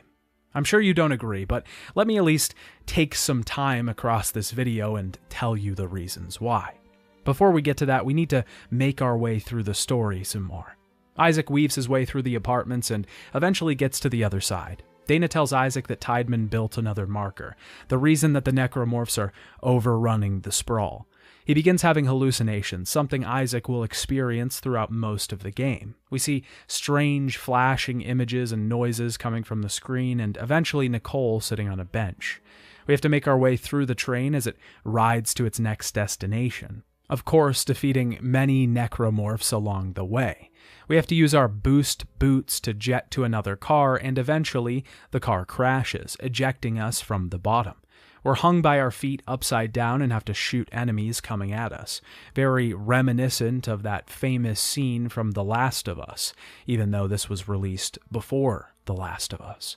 Dana updates our route since we definitely got jetted off of our original one. She's taking us through the Cassini Towers residential center. We enter a section of the station with stores, multiple toy shops, and kid-focused markets.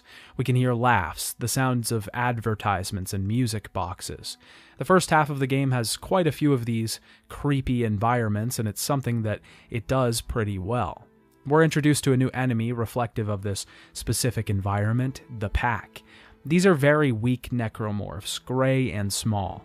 They resemble children that were infected. They're one of the most terrifying enemies in the sequel. They rush at us, trying to overwhelm rather than inflict damage by themselves.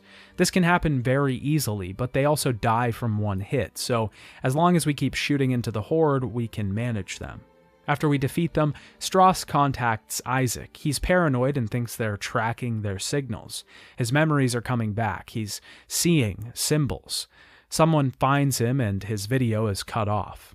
We call Dana and she says Strauss was a patient as well, but he's crazy. He killed his wife and kid. We end up at a unitology recruitment center.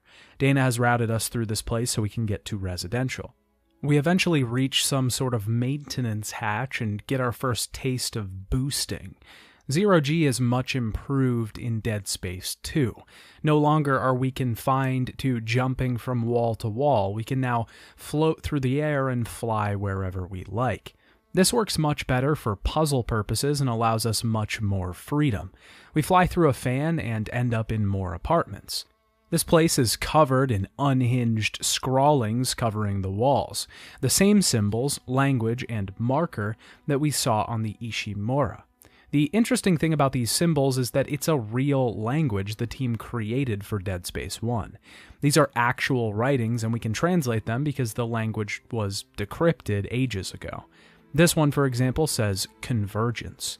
This is a really cool touch to their world, causing the bigger fans of the series to delve deeper into the story to find things others wouldn't. Isaac enters a child's room with the shadows from a mobile spinning. He sees Nicole again. She disappears and Isaac is tracked by a gunship in the sky. Eventually, we arrive at the Unitologist Cathedral. We can find multiple podiums that will give us a backstory on the church and their reverence of a martyr named Michael Altman. Just before entering the main hallway, we're shot at by ships and have to seek refuge inside. The church is probably one of my favorite areas in the game. The environment is so well fleshed out and stylized. Just being in there gives us a better picture of the religion itself, and also the world surrounding Dead Space in general.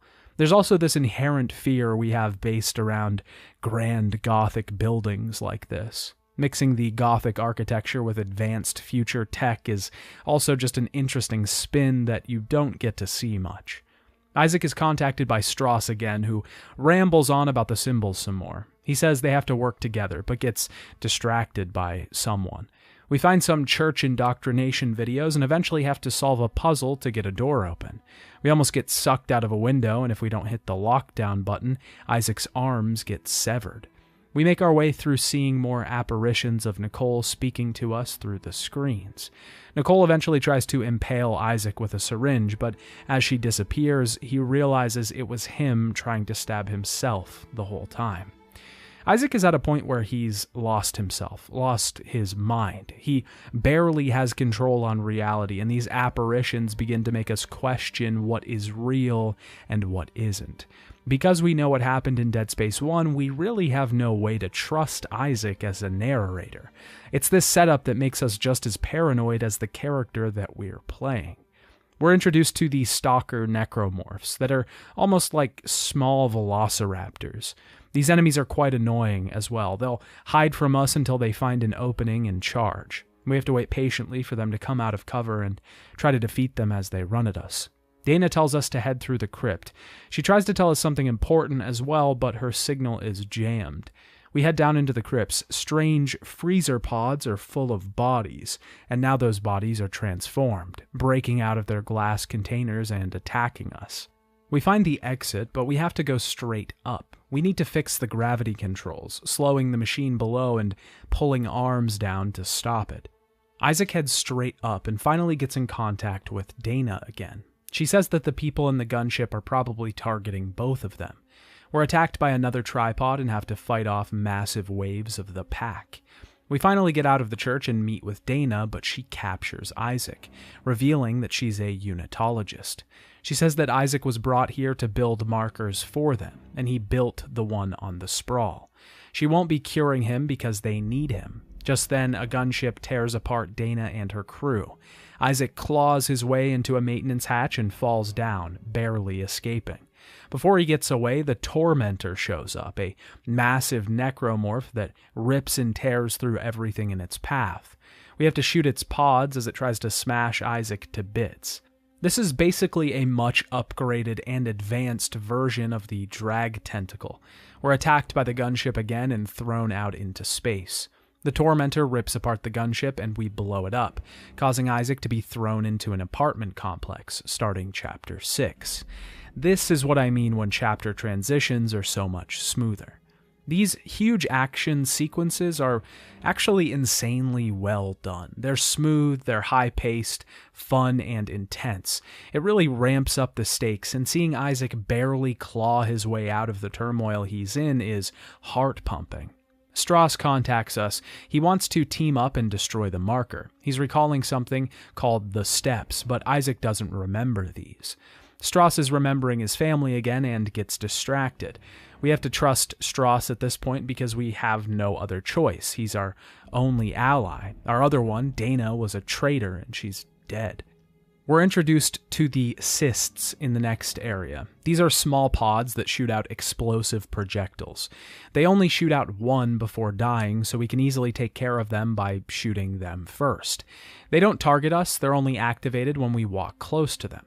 These are literally the worst enemy in the game. I don't mind the concept overall, something that makes us pause and look around for the gurgling sound to make our way through the hallways, but they're placed in such cheap ways. They'll be put on the ceiling, in front of ammo boxes, or in front of power nodes on the wall, hidden. It's such a cheap way to damage and provide scares for the game. It's also really annoying getting knocked down multiple times in a hallway. They're just used too much, and it gets real old after the first couple of times. This also furthers the point that I'm trying to make. There's a lot of these cheap moments throughout Dead Space 2. The game does feel like it's trying to kill you through combat. It feels like it's working against you, not with you. Through the lens of a horror game, this seems cheap. Through the lens of an action game, not so much. It was at about this time in the game when I realized that I didn't like Dead Space 2 as a horror game. I think it's really a great action game. It does a lot to innovate, and the seamless transitions from area to area, the flowing story, the high intensity, all further that goal. But it feels like a devolution from Dead Space in the horror genre. The game feels like its foot is halfway out the door. They wanted to make an action game, but knew that fans were expecting horror, so they tried to do both. In that, I think they luckily succeeded in making a good action title, but failed at making a good horror. Dead Space 2 is also just a step up in difficulty from the first. Way more enemies are thrown at us. The necromorphs are much faster. Resources are actually in demand in Dead Space 2, seeing us constantly surviving on nothing. It's not that hard in comparison to some more prolific modern titles, but in comparison to the first, it is. When discussing the first game, I talked a lot about balance. Horror is a delicate balance, and everything has to be in place for it to work. This is because you're selling an illusion with horror. If the player can't buy into the illusion that they aren't playing a video game, then it isn't scary. The shocks don't work. The atmosphere can feel more like a haunted house than anything. The first game had a perfect balance, but Dead Space 2 doesn't inherit this from its predecessor. We're constantly thinking about health, ammunition, weapon upgrades, and credits. This is fine normally, and sure, we thought about this stuff in Dead Space as well, but not to this degree. When we're constantly focused on the mechanics because we're dying more than the first game, we've broken the illusion. We've realized that we're playing a video game, and playing a video game isn't inherently scary. Again, don't get me wrong here. Overall, Dead Space 2 is a good game, but it's not a good horror game. The fear that Dead Space presented was a good balance of anxiety and fear. The build-up to the monsters, jump scares were used sparingly. The anticipation was built slowly over the course of the game. The ending culminated in large battles, and when dozens of necromorphs were swarming at you in the final chapter, it felt real. Here, it feels like the action is pumped up to 11 from the very beginning. This leaves very little room for anticipation, suspense, or atmosphere. Just action. Isaac's next path is blocked by fire. We have to get rid of the oxygen in the room to get rid of the flames and make our way forward. We have to transport a battery through the vacuum and eventually get the elevator working. Strauss keeps talking about the steps, something that one of his hallucinations is telling him about. Step 1, he says, is crawling into the dark machine. We face a bunch more stalkers in an open room, and Strauss calls again. He says the steps will destroy the marker. Step 2 is the screws go tight all around. Nothing Strauss says makes sense. He very much fits the bill of what Dana told us, a psycho who we shouldn't trust. But it doesn't really matter. We have to at least use him for a little bit, until we can find someone else. Just then we see a woman shooting necromorphs, fighting for her life. She doesn't trust Isaac, and doesn't want to work together. She says her name is Ellie. Isaac offers to help, but she heads in the elevator and tells him not to follow. We're introduced to another type of necromorph, almost as terrifying as the pack. Crawlers. These are childlike necromorphs, crab walking on their hands and feet with huge pods on their stomach. Shooting their pods will kill them, but they explode on death, so we have to be distanced when we do it. Nicole shows up again, asking Isaac if he's in denial. Isaac thinks he's better than Strauss. He knows these are hallucinations, but Nicole tells him that his pain won't go away, even if he destroys the marker. One of the biggest disappointments in the game was the fact that the carousel in this room wouldn't spin when I used kinesis. Ellie has met Strauss, and she's weary of him, but Isaac tells her to work with him. She offers to take him to the hub. We reunite with the two who are upstairs. The power goes out, and Tiedemann contacts Isaac. He shut down the train and life support. He says they can't recover the place, so he can't allow anyone to escape, including Ellie and Isaac. We're attacked by a brute who mostly functions the same as the first game. They're a little different, though, in that they have pods on their shoulders that we have to destroy. No more stasis and attacking the back. When we defeat it, Isaac tells Ellie what their goal is, to destroy the marker. She's forced to help because they need to get the life support systems online or they're all dead. We have to fix the solar arrays to get the power back online. Before we get further into the story, I'd like to talk about how the weapons have changed in Dead Space 2. There's a lot of similarities from the previous game. We have a wealth of weapons to choose from as long as we have the credits to buy them. We can equip 4 at once, and there's a lot of repeats from the previous entry.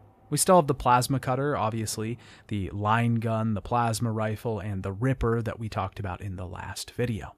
I decided not to stress myself out in this entry though, and avoided the Ripper at all costs, learning my lesson. I did use the plasma cutter, plasma rifle, and the line gun quite a bit.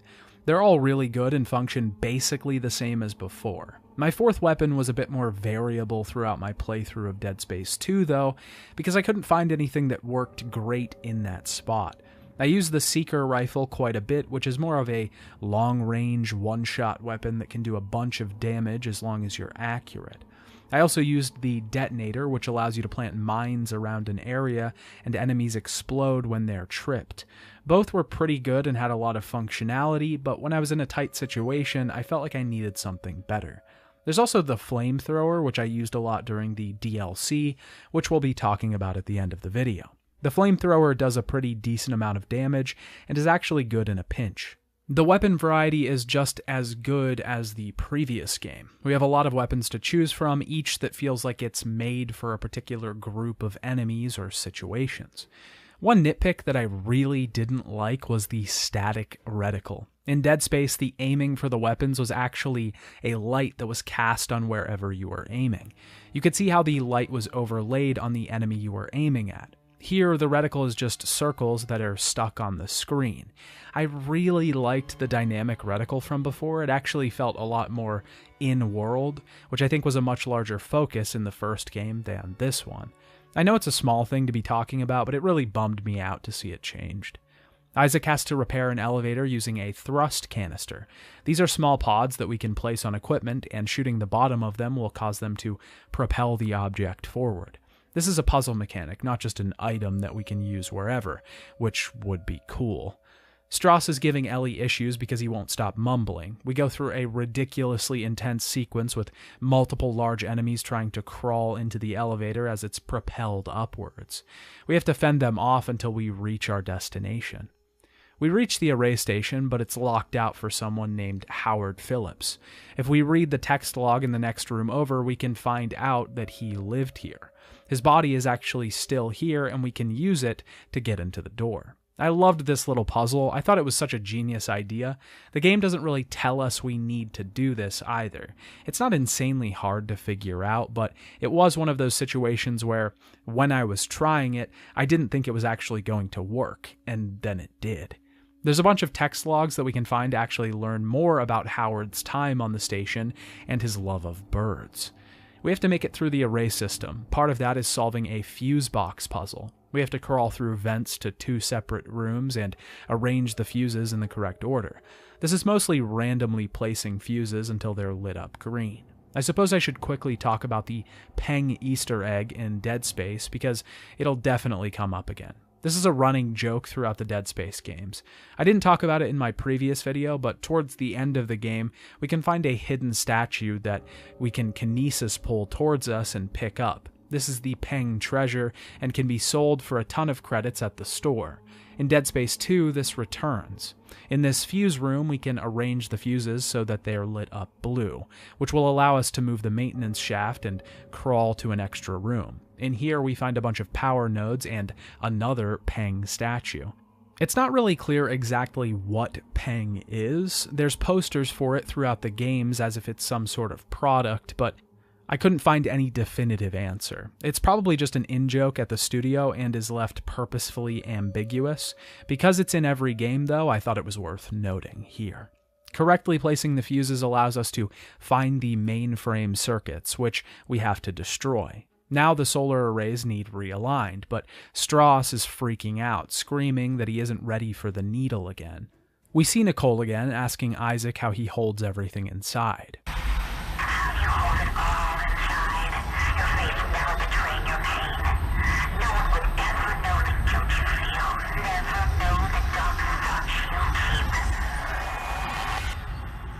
We head out into space and have to take control of the solar arrays, aligning them with each other to get the power back online. We have to fight a nest necromorph. These will always bother us when we're in 0G. They shoot seeking projectiles at us that do a pretty good bit of damage, and the only way to kill them is to destroy their pods. We align the panels and the beam almost hits Ellie and Stross. The necromorphs are making their way to the transport hub.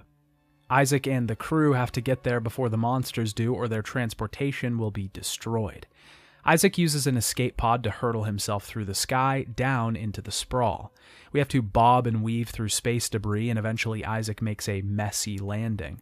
Ellie and Strauss are upstairs, but the place begins to explode. We have to run while Ellie and Strauss take refuge in the factory. Ellie laments the fact that she was in the same place this morning with her crew. She was a CEC officer working for the same company that Isaac once did. She feels like they're making no progress, but Isaac focuses on the task at hand. They have to regroup. She gives us a route to the central hub. We eventually find the two of them separated by glass. The door's jammed, of course.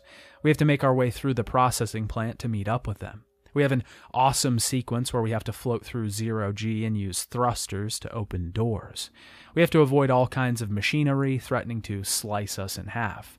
Tideman finds our location, trying to kill us again by activating the equipment we have to get around.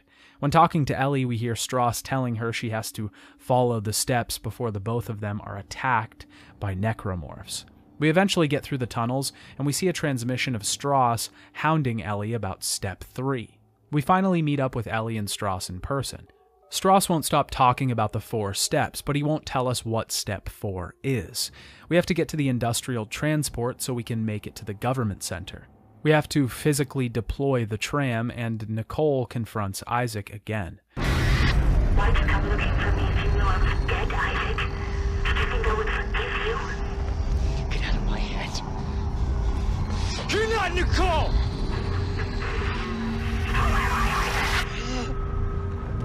Ellie and Strauss arrive, and the three of them take the tram out. On the ride, Isaac sees the Ishimura. Ellie tells him that everyone on board died because of a terrorist attack, but Isaac tells her what really happened on the ship. Something blocks the track, and we have to get off the tram. We find a huge mass blocking it.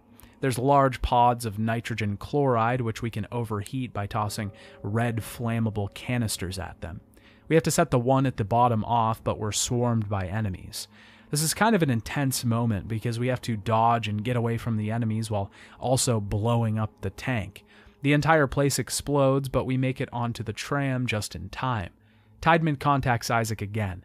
He's going to use the solar beam to attack them. He cuts the tracks off, and the only way to get across is to use the gravity tethers from the Ishimura. We're forced to go back through the ship.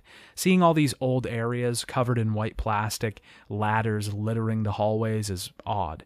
Walking through the hallways, we constantly feel like we're going to be assailed by enemies at any given moment, but for quite a while, we aren't.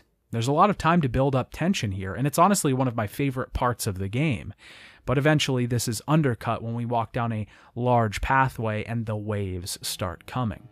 We fight off tons of powerful necromorphs, and the intensity doesn't stop from there.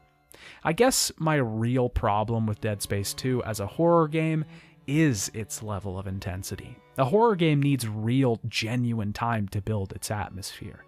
Not only that, but it needs time for the player to anticipate the horror that's to come. If there's no anticipation, then the horror that's arrived is defunct.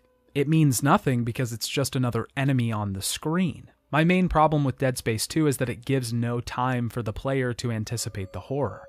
Horror works best when the intensity is slowly increased and decreased over time, causing the player to feel true anxiety in the most intensive situations.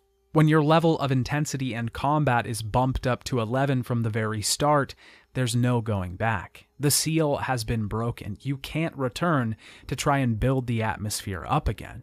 And this is all because of the elephant in the room, that Dead Space 2 is truly an action game. The developers sold it as a horror, and maybe they wanted to make a horror game, but they ended up making an action game because they thought it would improve sales, which the first game didn't have. And as an action game, Dead Space does work. It's incredibly intense, the pace is high, the storytelling is fantastic and fluid, but it just doesn't work in the context of horror, especially when we look at its predecessor.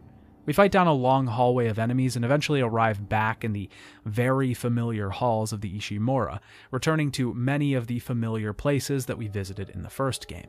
We even come back through the decontamination chamber from the first entry, and in the biggest troll ever, as we're waiting for monsters to pop out of the vents, a repeat of last time, nothing happens. It's a fantastic subversion of expectations and genuinely makes us worry for quite a while, waiting for the impending doom. We're attacked by tons of enemies and have to fix the centrifuge that we did last time, only now we have to place circuit boards on top of the thing. In comparison, it's a much better puzzle, and I can really only view this as Dead Space 2 flexing its upgraded puzzle mechanics for this new entry. There's an interesting bit where we get attacked by the drag tentacle from the first game, but it turns out to be a vision. This brings into question what Isaac is imagining because of the marker, and what is actually PTSD because of his time on the Ishimura. The whole hallucination thing in general could just be a metaphor for PTSD overall. When we head back through the decontamination chamber, we are attacked, and we have to backtrack to make our escape.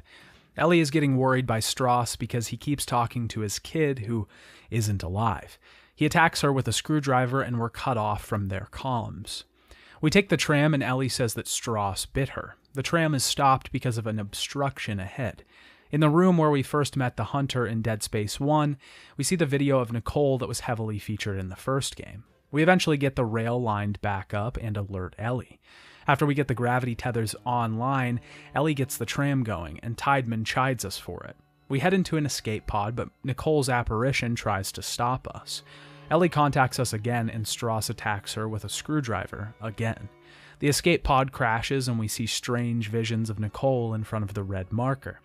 As we wake up, Strauss is holding a screwdriver to Ellie's eye. When we head through the facility we crashed into, Strauss tells us he showed Ellie step 3. He says they're afraid of him because he was going to destroy the marker. We head through a mining facility and Strauss shows that he's cut Ellie's eye out, but she attacks him and we're cut off the two as they fight.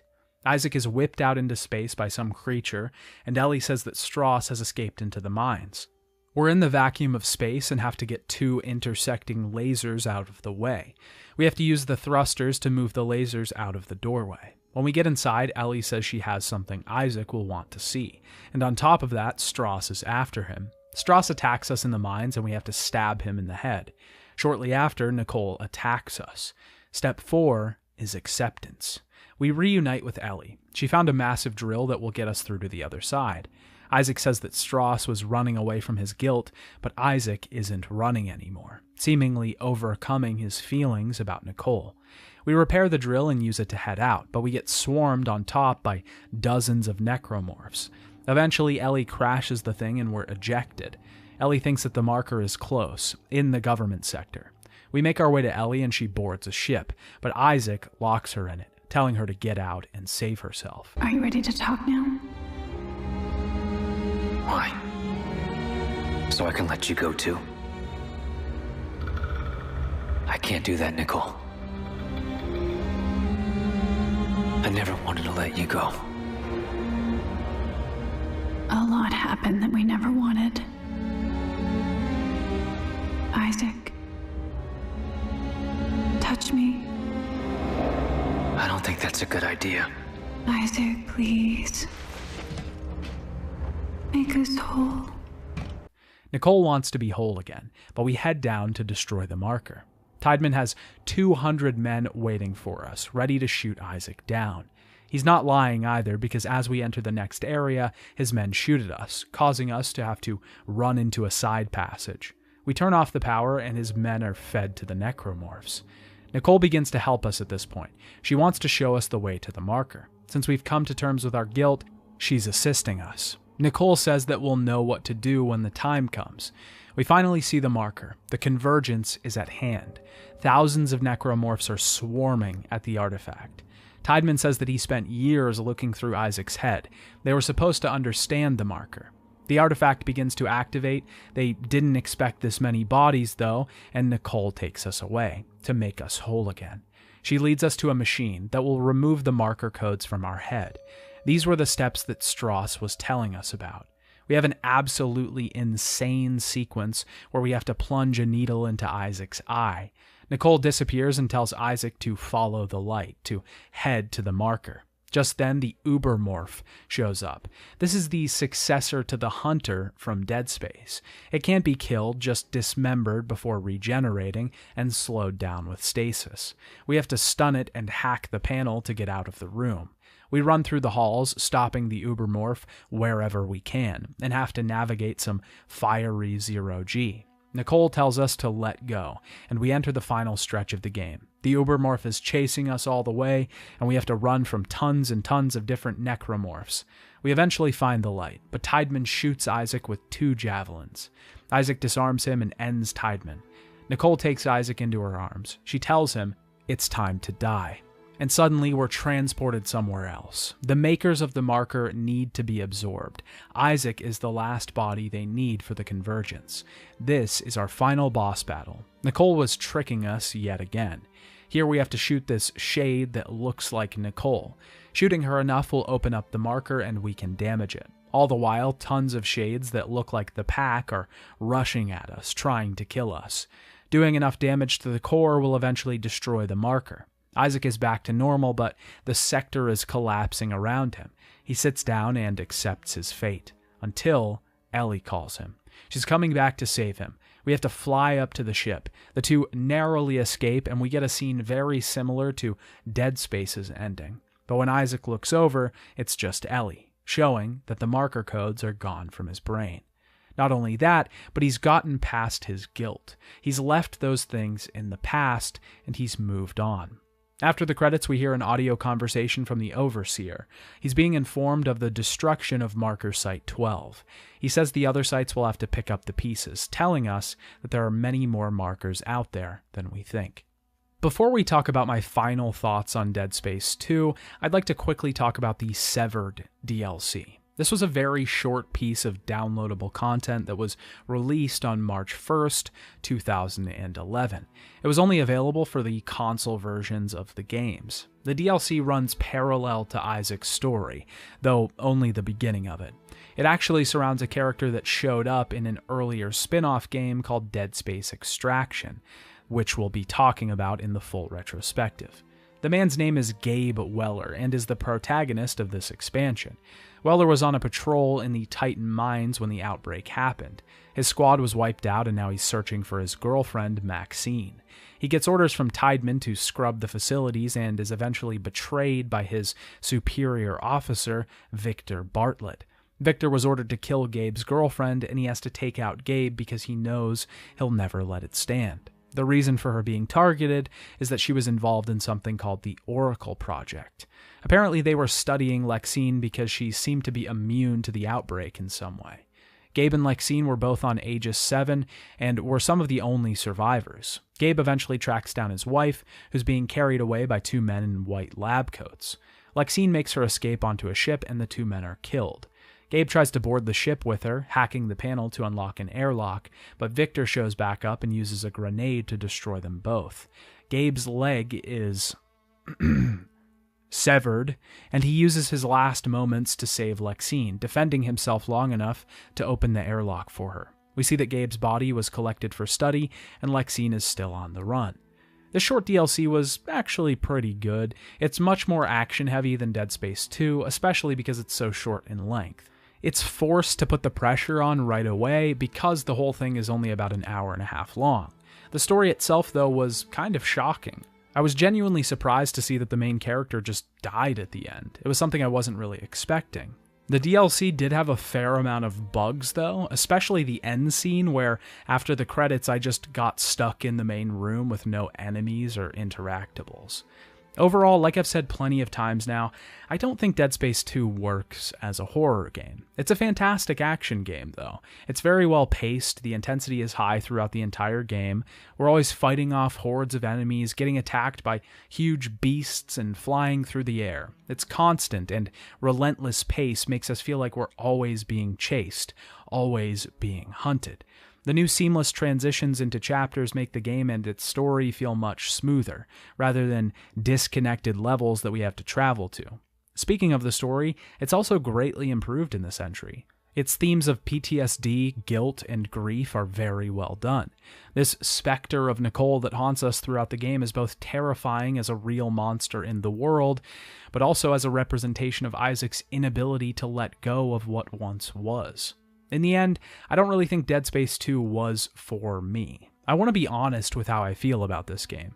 I know a lot of people enjoyed this entry, but I was expecting something completely different. I wanted more of what we got in Dead Space. I'm aware that a lot of the things that came from the first entry do reappear in the second. The innovations on the horror formula are mostly still there, but having the same ingredients doesn't mean that you're going to get the same result. There are many other variables that go into baking a cookie. The atmosphere just wasn't there for me this time around, and it really felt like the balance was off. I say this again just to reiterate, Dead Space 2 is a good game. I just don't think it succeeds as a horror. I do want to give Dead Space 2 some genuine credit, though. There are a lot of things it does that I think greatly influenced action games for years, even to this day. You can see in the large interactive action sequences where modern action games have pulled from Dead Space 2 with regards to inspiration. There's a ton going on here, and Dead Space 2 would persist for quite a while. It has a really strong legacy that it's affected gaming for the better. It's not the first game to have done these things, but it's one of the ones that really pushed it up and made audiences see the full breadth of what these cinematic sequences could do for games. Dead Space 2 really is a much more cinematic version of the first game. It's not that the plot is easier to follow, it's just meatier than the first game. Dead Space was a little lacking in its actual story. It was mostly a tale about Isaac running around the ship and trying to save the Ishimura before eventually finding out about the marker. Dead Space 2 gets the reward of dealing with Isaac as a character more, since he can actually speak. There are a lot of small changes, quality of life ones, that really increase the overall feel. Being able to see our ammunition when switching weapons, being able to do more than one melee attack in a row without a huge delay in between animations. There's a lot here that Dead Space 2 improves on, but judging it as a horror game, it doesn't carry that same punch. As we said before, EA had spent a ton of money on marketing for Dead Space 2. They really wanted it to be a success, more than the previous entry was, because if you remember, they considered that one a disappointment. The critical reviews were, again, great. It carries a 90 out of 100 on Metacritic for the Xbox 360 version of the game. Reviewers loved the improved protagonist, the increased cinematic elements to the game, and the sound design. The marketing also seemed to have paid off because Dead Space 2 shipped 2 million units in its first week of release. It was selling at a ratio of 2-to-1 when compared to the first game. It was the third best-selling game of the month in January, just behind Black Ops 2 and Just Dance. But this didn't last long, and the production budget was so much higher for the second game that combined with the marketing budget, the game was still a commercial failure. Despite all that, EA decided to move forward with a third game in the franchise. It would be the final one in the mainline series. Dead Space 3 was again developed by Visceral Games and published by Electronic Arts.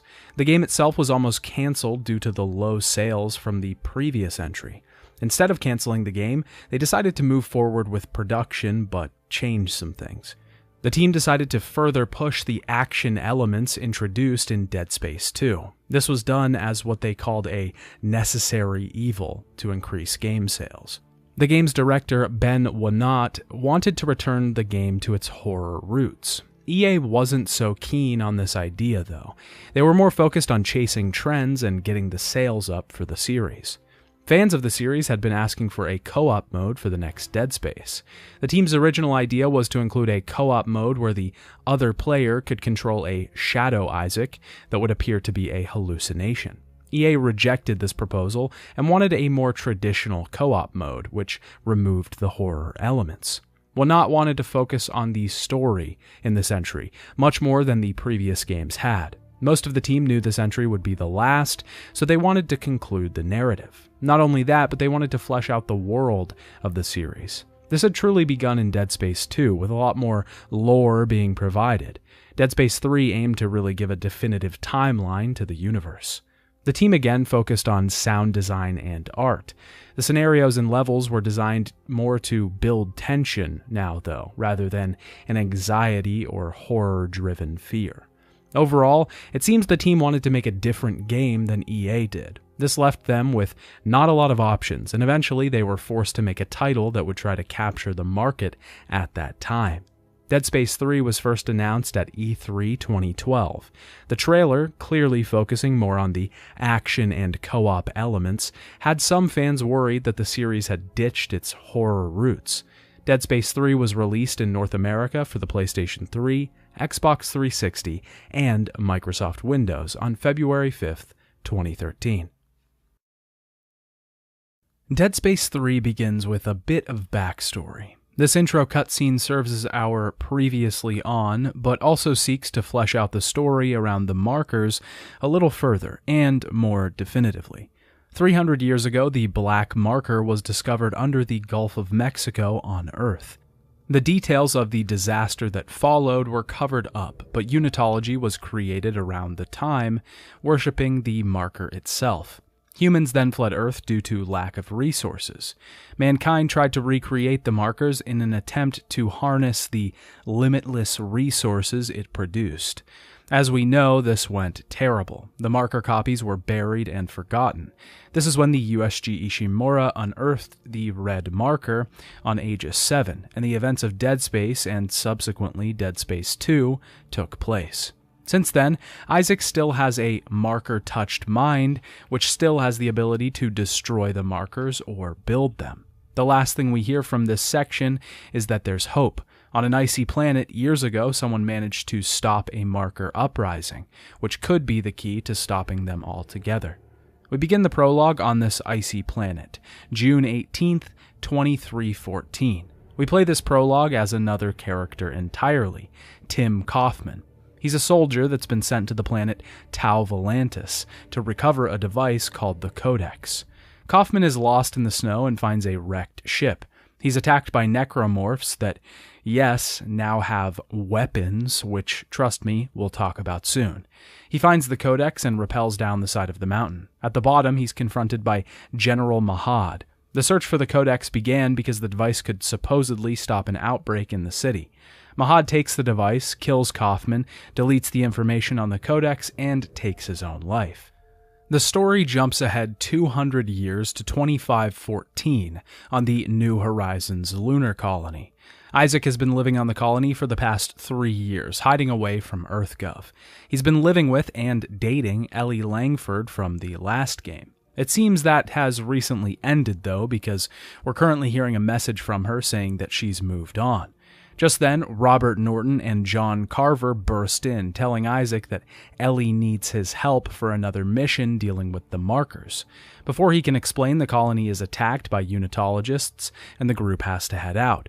Before we leave, we can find a personal journal of Isaac's, detailing that he lost part of his soul on the Titan Sprawl. Oh, and Ellie also got a replacement for her eye. The soldiers say that they're from the EarthGov's last battalion. We head out towards the escape car and Unitologists attack.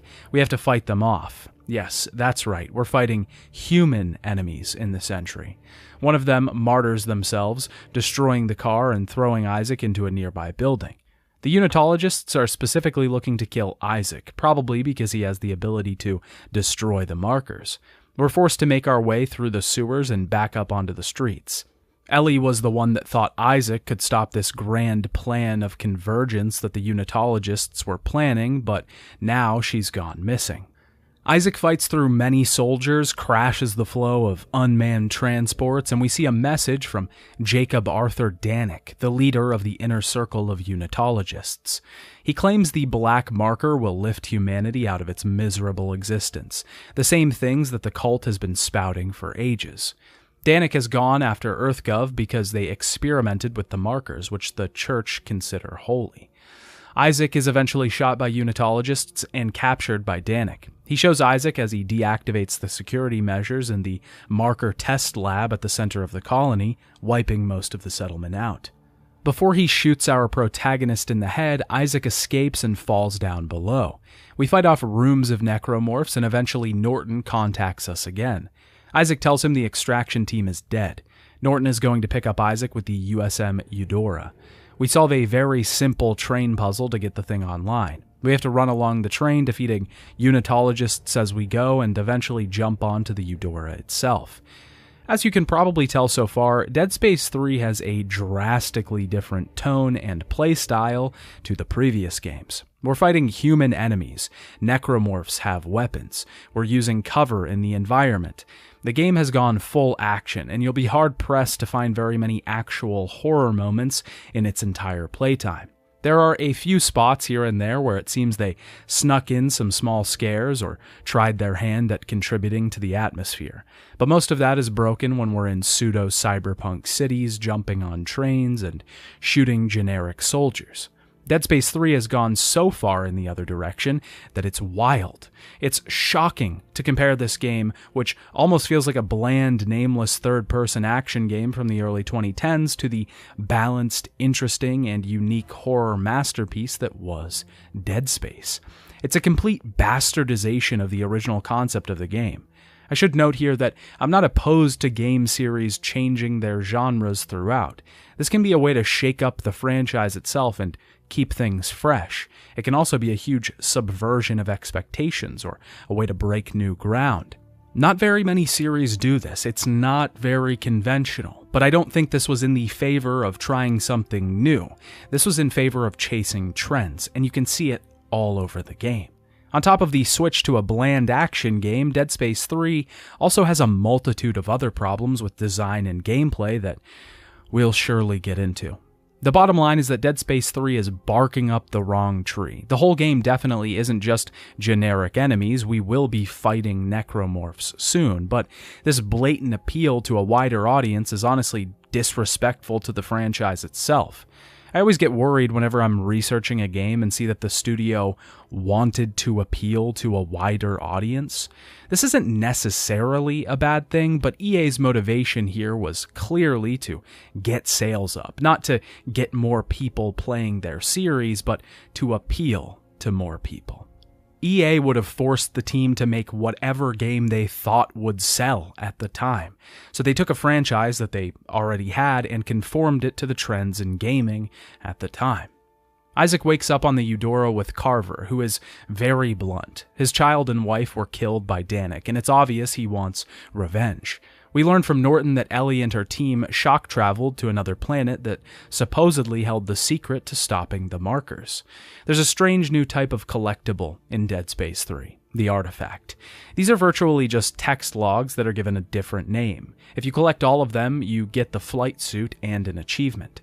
I wish they would have done a little more with these. Making each artifact unique would have been nice. A lot of games will make each collectible have a story behind it and be a child's toy or a special jacket or something. There's only 4 types of artifacts. In the end, they're really just an incentivized text log, and it's extra odd because text logs also exist in the game. The Eudora shocks into the Tau Volantis system, but they immediately suffer damage from mines and debris around the planet. Isaac has to escape, being thrown around the ship and eventually putting a suit on. We unlock an escape pod and get the crew free, being forced to jet away from the ship, dodging mines and large debris. The pod docks itself on a ship, the CMS Roanoke, that's been mostly obliterated. As they arrive, they're getting a signal from Ellie, an SOS deep inside the ship. Isaac decides to seek it out. When Isaac gets inside, he finds a bench and we're introduced to the overhauled weapon system. Before we get too much further into the story, I'd like to talk about the combat and weapons of Dead Space 3, because there's a lot of changes to the system overall. First of all, as we've talked about before, necromorphs have weapons. I'm not really in favor of this change overall. The necromorphs that do have weapons feel cheap, generic, and bland. The first time I saw them, it just felt like they were pulled from some other franchise, one that deals primarily with zombies. Their appearance, for the most part, also removes quite a lot of the interest in design that existed in the previous games. A lot of the praise for the enemy designs in Dead Space originated from the fact that they were alien in nature, grotesque humans that had been warped, and a complete distortion of the human form. Now, not every necromorph looks like a basic human enemy, and some of the basic human ones with weapons will also transform into things like a pair of legs with spiked appendages sprouting from the top. I just think the presentation for a lot of this game is pretty generic. We also have to face human enemies now, which we talked about previously. Much of the systems have stayed pretty much the same. We still have kinesis, which will allow us to grab objects and manipulate or throw them.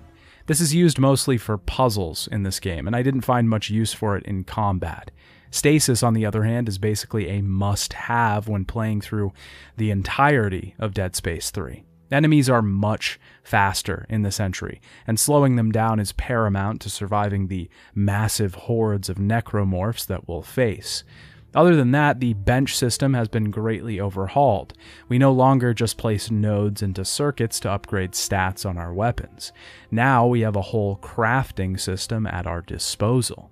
This is actually surprisingly intricate and was one of my favorite parts of the game. Here we can craft entirely new items, either from pre-planned blueprints or by combining parts that we found out in the wild. These can create all kinds of wild combinations. We can add modifiers to each weapon to determine how much or what kind of damage it does, like acid or flame. Certain attachments can even increase the power of our stasis or recharge our health. We can also add circuits to each of our weapons to increase the damage, reload, clip, or rate of fire. Some of these can have drawbacks though, decreasing other stats in the process. Each weapon is split into an upper and lower half, the upper being the primary fire and the lower half being the secondary fire. We can create line guns with a flamethrower as the secondary fire or any combination you can think of. It's actually a pretty interesting system once you get the hang of it. The only problem I found with it is that it was incredibly unintuitive. I didn't understand from the get-go how this all worked. This isn't the fault of the tutorial, because even if something walked me through the whole system, I still think it would have taken me some time to understand. The way the UI is set up, which for the record looks god-awful, makes everything seem pretty confusing and difficult to understand until you actually begin using it. The only downside to this whole thing is that we're downgraded to 2 weapons in this entry instead of 4. I mostly used the plasma cutter with a secondary fire of the flamethrower. This thing was pretty reliable the whole time, and being able to switch to the flamethrower in a pinch when I was overwhelmed helped out a lot. My other weapon switched out quite a bit, but was mostly a shotgun with an acid attachment that burned enemies after shooting them. This whole system creates a large amount of variety in each playthrough, depending on what weapons you choose to fight off the necromorph horde. The only negative thing I have to say is that I just wish this system was in a better game. We can still put upgrades to our health, stasis, armor, and rig by entering a suit kiosk. This is closer to the original bench that we've become accustomed to from the first 2 games. We use resources to upgrade nodes, increasing our health, armor, or different attributes dealing with our kinesis or stasis. We can switch suits in this entry, but they're strictly cosmetic, not providing the attributes that they did in previous games. We make our way through the ship and eventually find the generator room. The SOS is coming from right above, but we have to activate the machine itself first.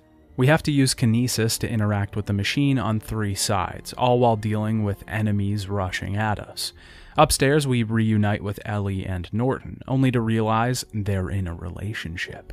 We also meet Santos and Buckle, who are a part of Ellie's team.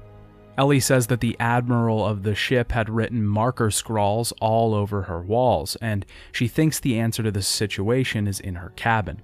Ellie calls shortly after, and Isaac confronts her about her relationship with Norton. He objects, but he doesn't have a choice. He has to work with them. We enter another room where we have to complete the same generator puzzle as before, but now with tentacles involved. There's a few different hacking puzzles in Dead Space 3. I guess they were trying to diversify their electronics interface. The first one we encounter sees us having to move either analog stick to different spots of the board and holding the triggers to activate circuits in time. It's a small upgrade in puzzle variety, but nothing that I have too many feelings about. Isaac arrives at the Admiral's cabin and meets up with Carver, but Isaac gets lost in the scrawlings.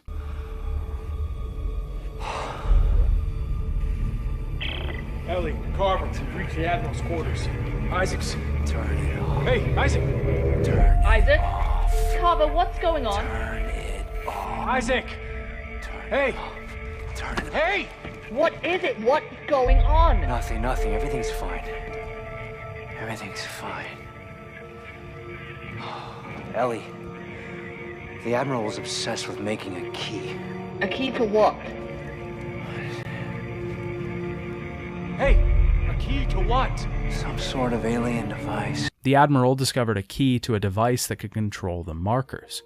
Ellie thinks that Tau Volantis is the marker homeworld and wants to regroup in the control room. Norton wants to leave, but Ellie protests, wanting to head to Tau Volantis. We encounter Ellie again, and she's found a maintenance shuttle that could get them off the ship. Norton contacts Isaac to try and get him on his side, to try and convince the team to leave the system. Isaac finds the small maintenance shuttle that allows him to travel quickly to different parts of the system. This introduces a new concept to the Dead Space world, a pseudo-open world design. We'll see some results of this new design later, but we do have a certain control over where we go in the game, at least for the beginning portion of it.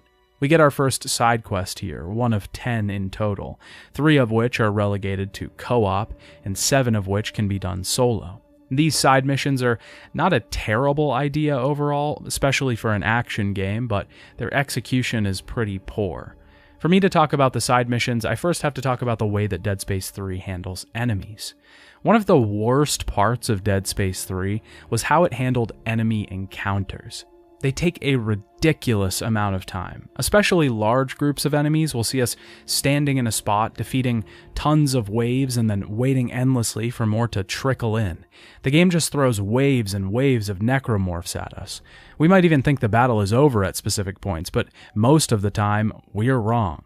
There are more enemies that are going to come through the vents, the windows, the maintenance shafts. Most large combat encounters see us standing at one end of the room waiting for more enemies to come at us, defeating those, and waiting for more.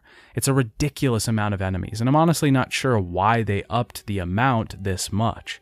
Because the variety in enemy types hasn't really increased, it really makes each enemy type feel generic and overused. We see the same enemies so many times, even in each area. They get tired and trite.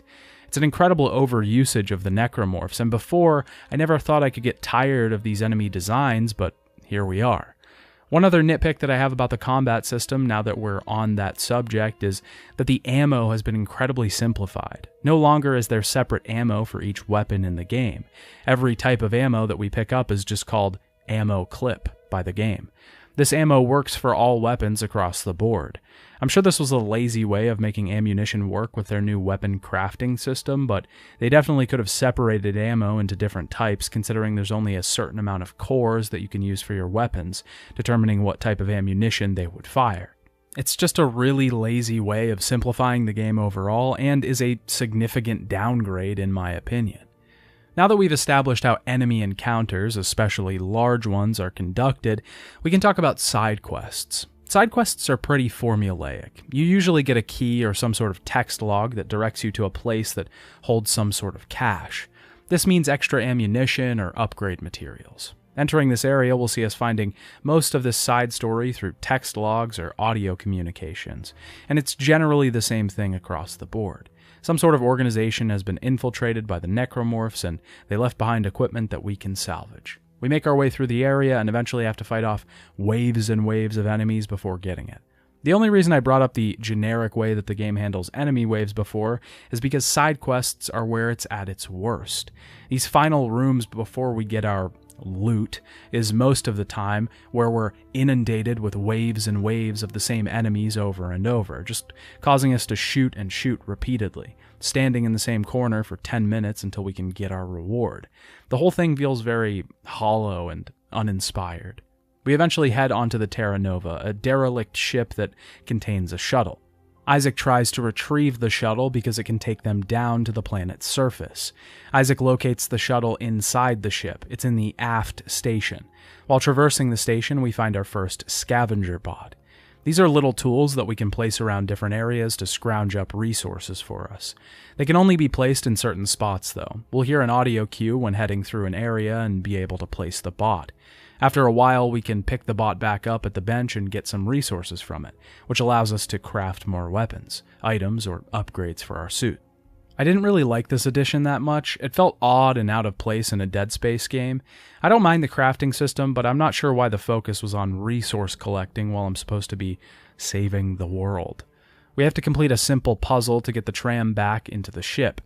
We encounter our first Hunter, another version of the Ubermorph from the second game or the Hunter from the first game. These enemies regenerate limbs, and again we have to deal with them by cutting off their appendages and hitting them with stasis so that we can get away. We eventually escape the thing and get the tram working so that we can find the shuttle on the ship. The shuttle isn't in flying condition though, and we need to take it back to the repair bay. First, we have to make a remote relay. We have to find multiple pieces for the relay and craft it using a bench. Unfortunately, the ship is out of fuel, so we have to head to the refueling station. Here, Isaac fuels the ship, but Ellie accidentally started the launch sequence, and we have to get out before we're burned to death. On top of that, we have to get the shuttle bay doors open before the shuttle itself launches.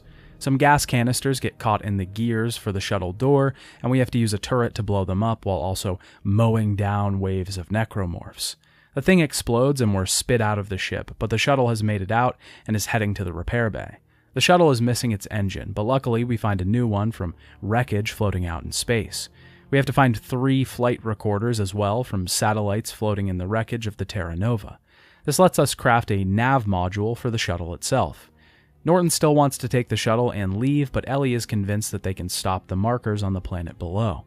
Isaac makes his way back to the shuttle. He tells Ellie that they have to leave now. We have to pilot the ship through space, shooting mines out of the air while avoiding debris. There's so many moments like this in Dead Space 3, and it really overall feels more like a blockbuster action movie than a horror game. Like I said in my video about Dead Space, one of my only issues with the game was the turret sections, and this game feels like it has so many of its own version of turret sections.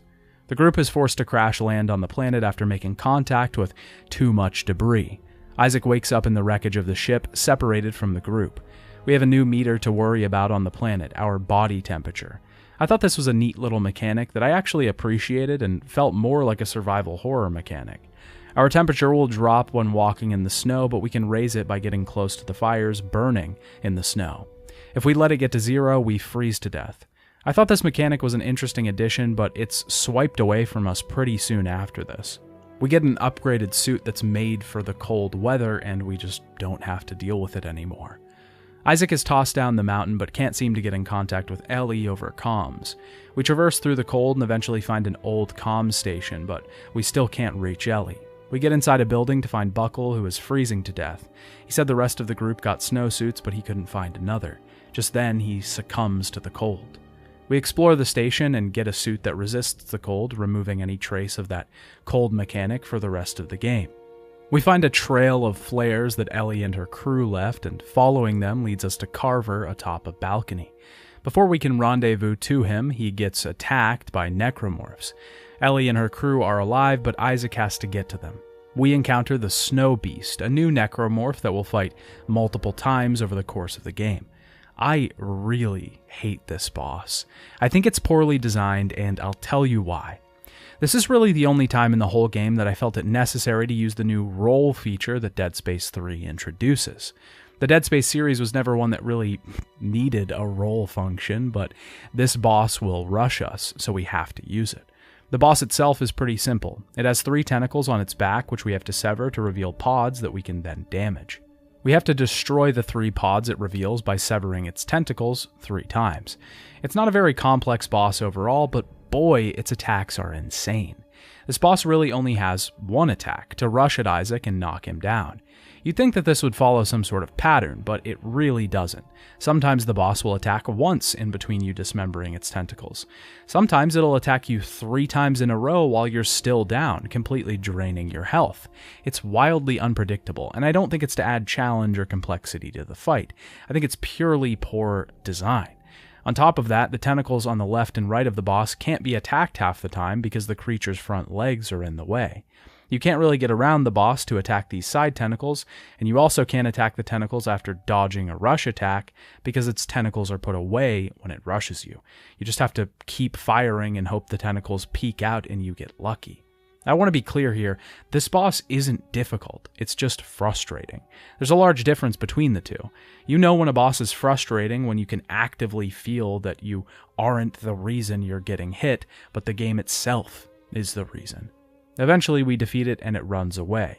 We rendezvous with the team and Ellie hugs Isaac, which clearly Norton isn't happy with. Santos thinks she's found the machine that they're looking for. There's a signal that's coming from the other end of the complex that can help them get to the machine itself. This whole game just feels really odd. There's something I can't quite place, but everything just feels off. It's almost like they don't understand why people were interested in Dead Space in the first place. The game just feels hollow, and we're seeing the same characters, we're seeing the same enemies, we're seeing markers, but it just doesn't feel like Dead Space. Probably because it isn't. This is some weird version of Dead Space that EA thought would sell more copies. It's times like these when I think back to that interview with Glenn Schofield.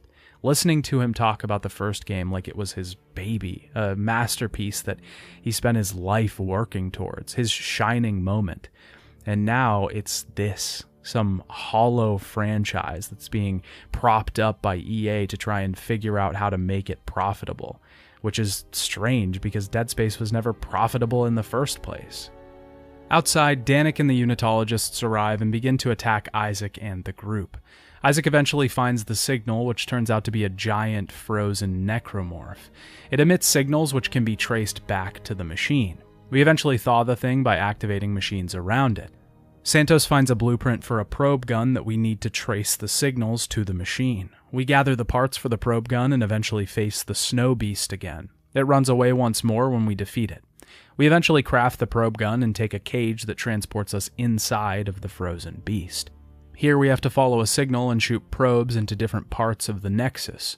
This of course triggers tons of the pack to come and attack us. After fending them off, Ellie says that tons of signals have come through with the probes. Below the planet's surface is where they head to. This must be where the machine is located. Once outside of the Nexus, Norton decides to leave us in the cage and take control of the mission. He heads off to save Ellie. Luckily, we have kinesis and can get out anyways. Isaac is bombarded once exiting the compound. Norton and Carver have been captured by Danik, who reveals that Norton was working with them. The crew overtakes the men before they're killed. Isaac tries to blow Danik up with a grenade, but he gets away. The Nexus is then awake and we have to fight it. We have to shoot various pods to damage it and try to not get eaten, but eventually we do. Inside the Nexus, we have to destroy more pods while avoiding red projectiles volleyed at us. Norton turns on Isaac, blaming him for getting them into this trouble. Norton says he tried to save them and turns his gun on Isaac, but we have the quicker trigger finger.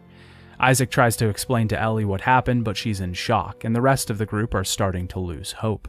Luckily, Santos has found some information about a device called the Codex and something called the Rosetta that's in a nearby lab. We make our way up the mountain, doing tons of rappelling in the process, which Dead Space 3 just loves.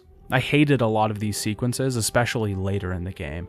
They become pretty challenging, and not because you're trying to overcome the odds that the game throws at you, but because you're trying to interface with the clunky controls. We get a cargo elevator activated, and Santos gets attacked by the snow beast. Carver decides to sacrifice her to save themselves. We have to frustratingly face the snow beast one final time. We destroy it by impaling it with harpoons and rip it in half. Isaac reunites with Ellie and apologizes to her for everything, and they're about to rekindle their relationship before Carver cuts them off. In the lab, they find out that Rosetta is an alien that's been cut into multiple different pieces. Her brain contains information about the markers that they need. We have to travel across the lab, finding different pieces and sending them back to the lab. Once there, we reassemble them. Activating the pieces of Rosetta causes Isaac to have a vision of an alien civilization long ago that discovered a marker. After the ensuing necromorphs took over, a convergence event began. This transferred the organic matter from the planet to create a necromorph moon. The moon is the actual source of the marker symbol. The machine that the aliens built froze the planet and stopped the convergence from happening. Just then, Danik arrives and takes the Codex, which is the key to turning the machine off. The room fills with gas as Isaac leaves and Ellie is trapped inside. Isaac is enraged and he and Carver pursue Danik and his soldiers to try and stop this, but also for Isaac to get his personal revenge on him. We find Danik descending on a large elevator into the planet himself. We have to repel and defeat soldiers shooting at us along the way. Eventually, we have to get inside the planet itself to seek out the alien civilization. We're confronted with multiple panels here that operate using an alien language. We have to use environmental clues to figure out which symbols to input into the machine. Inside, we find the alien machine that's holding off the convergence. We have to make our way through the alien civilization. Here, we're introduced to amp pads. These are circles on the ground which we can stand on and will power up our kinesis and stasis abilities. These are paramount in the last couple of chapters of the game because we'll need powerful stasis to keep the hordes of necromorphs at bay. We'll also be able to use jump pads to transport us to different areas of the alien city. To get to the machine, we have to interact with multiple different alien puzzles, most of which are pretty simple, and finally unlock the core itself. Eventually, Danik calls us and tells us that Ellie is still alive, to draw us in. I really don't like this plot point. I'm not sure what the purpose of killing Ellie off was, if she was just going to be revealed to still be alive through a comms call. It's pretty odd, and I feel like they should have just kept her alive and have her get captured by Danik. There's not really a good reason to have the death fake out in there. Isaac already had enough motivation to want to stop the markers in the first place. We eventually get inside the core with the codex in hand. Danik is going to kill Ellie if we don't get him the device.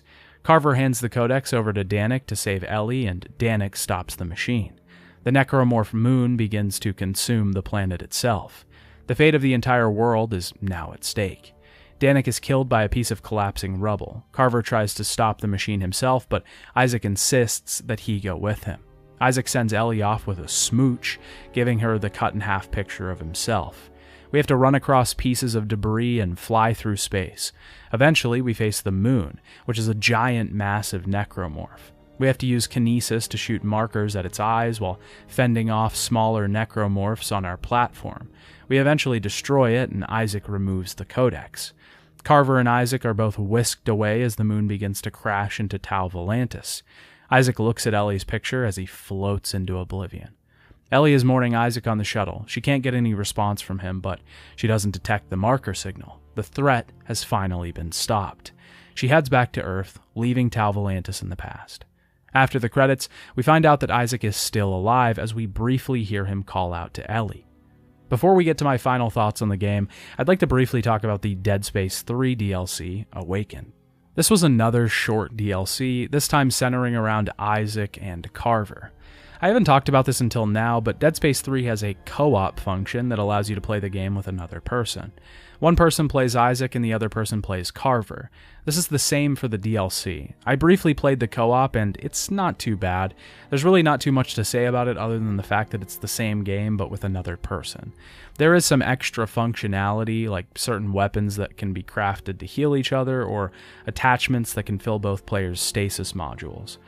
The person playing as Carver will actually see different things at certain points in the game, which brings its own problems for the main story, especially when playing solo. It's alright, and I can see how some people would have fun with this. Even bad games can be good with friends. The story sees Isaac and Carver waking up after the events of Dead Space 3. They're in an underground cave and have learned that the Brethren moons have awakened. These are large necromorph moons, because, yeah, we're just there now, that are heading straight for Earth.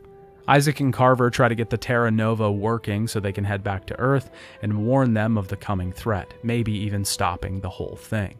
Once they get back to Earth, they realize the moons have already arrived and one of them crashes into the Terra Nova. I'm not sure what the entire point of this DLC was other than to make more money. I'm assuming it was to set up another game in the series because Isaac and Carver were already basically dead at the end of the base game. Why bring them back, introduce a new threat, and then basically kill them again in the DLC? I guess you could make the case that they were supposed to live and Dead Space 4 could have been them fending off the Brethren moons from Earth, but as you know by now, Dead Space 4 never happened. Dead Space overall isn't a great end to the series. It's a game that tried to redirect the entire course of the franchise. It sought to course correct the series because in EA's mind, they weren't getting enough sales, and chasing trends would get them those sales. They figured if they did what everyone else were doing at the time, that people would follow. In this, they forgot a major aspect of why people wanted to see Dead Space games in the first place, because they were unique. My interest in the first Dead Space game and the series overall was because of its unique take on horror. It was an interesting blend of genres that really hadn't been explored yet. It felt distinct yet familiar. It was a new horizon that I felt had plenty of stories to be told. In the end, EA decided to force the developers to take this interesting and unique idea and conform it to whatever trends were popular at the time. It's interesting because if Dead Space 3 was forced to come out today, it might be a wildly different game because the motivations behind it are dynamic. It's a game that seems out of place. Its story is strange and almost unnecessary. It feels out of place in the series and the gaming scene overall. It feels like one of those generic games that would have come out in the early 2010s. It doesn't feel like it's doing anything special. It also completely misunderstands why people like the series in the first place. EA was trying to widen the audience of the series they had created, but they didn't realize that by trying to widen the audience, they were actually alienating their core fanbase. Instead of introducing the game to a wider audience, they narrowed the amount of people that would actually want to play their game. Dead Space 3 still received surprisingly positive reviews. It holds a 78 out of 100 on the Xbox 360 version of the game. Reviewers specifically liked the change to the action genre and felt that the new style was something to be welcomed. Certain publications felt like the story dragged and the grandiose narrative let down the story overall. Dead Space 3 eventually reached number 1 on the sales charts for the UK, but sold 20% less than Dead Space 2. EA considered it another failure, an entry into the list of failures that were the series of Dead Space. We've only covered the mainline entries in the Dead Space series, but there are many other pieces of media that we need to go over, including books, animated movies, comics, and spin-off games. The first spin-off game released in the Dead Space series was Dead Space Ignition. EA wanted to expand the Dead Space universe. They wanted to make the games into a multimedia narrative. The comics and books that we'll be talking about in a bit were also part of this move. It was available as a free download with the pre-order of Dead Space 2. Playing the game would also reward you with items in Dead Space 2, furthering the link between these experiences. It was developed by Visceral Games and Sumo Digital. It was released on October 12, 2010, a few months before Dead Space 2. Dead Space Ignition is pretty short and simple. It's a puzzle game with interspersed comic-style cutscenes. It takes place right before Dead Space 2. We play as Franco DeLille, who's a technician that works on the Sprawl. The only gameplay that's presented in the experience are 3 separate hacking puzzles. The first of these is the Trace Route minigame. This sees us guiding a moving red line towards a goal. We have to fend off pieces of the software that are trying to destroy our virus. We can hit points that will boost our speed or use items that propel us forward, place blockades behind us to stop the enemies or confuse their movements. It's alright, but not very difficult and pretty simple. The second hacking puzzle is called Hardware Crack.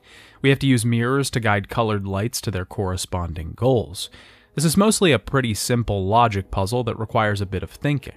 I won't lie, a lot of these had me stumped and took me a bit to get the hang of. There's other things introduced throughout the game, like a third colored light that requires us to combine 2 lasers to create yellow. We can also destroy or remove certain components to get our lasers to their destinations. The last puzzle is called System Override. I'll be honest, I don't think I ever fully comprehended how this minigame worked. Even by the end of the game, it never really made sense to me. You're supposed to send viruses in to attack the system. This mostly works like a tower defense game where you're playing the enemies. You have to break past enemy lines by sending in different units. These antiviruses or protection systems can destroy your components. The only thing stopping us from sending in everything at once is an energy meter on the right that replenishes itself. That being said, we can just brute force this minigame by spamming a few of each type of unit over and over until we win. It's not very hard, and it doesn't really require you to understand how it works to complete it. Overall, the puzzles were fine, but the whole thing left me wondering why I was playing a puzzle game in the Dead Space universe. I guess you could make the case that it makes sense because Isaac would hack things in the main game, but I never played those segments and thought, man, I hope they make this really complicated and develop a standalone game around it. Wouldn't that be cool? It's just kind of unnecessary, and the whole concept feels very shill. It seems like they wanted to squeeze a few extra bucks out of the series. The story itself centers around our main character, Franco DeLille, and his assistant, Sarah Anderson. The two have to repair certain things around the sprawl, and eventually an outbreak occurs. The whole story revolves around them trying to get away from necromorphs and save people in the process.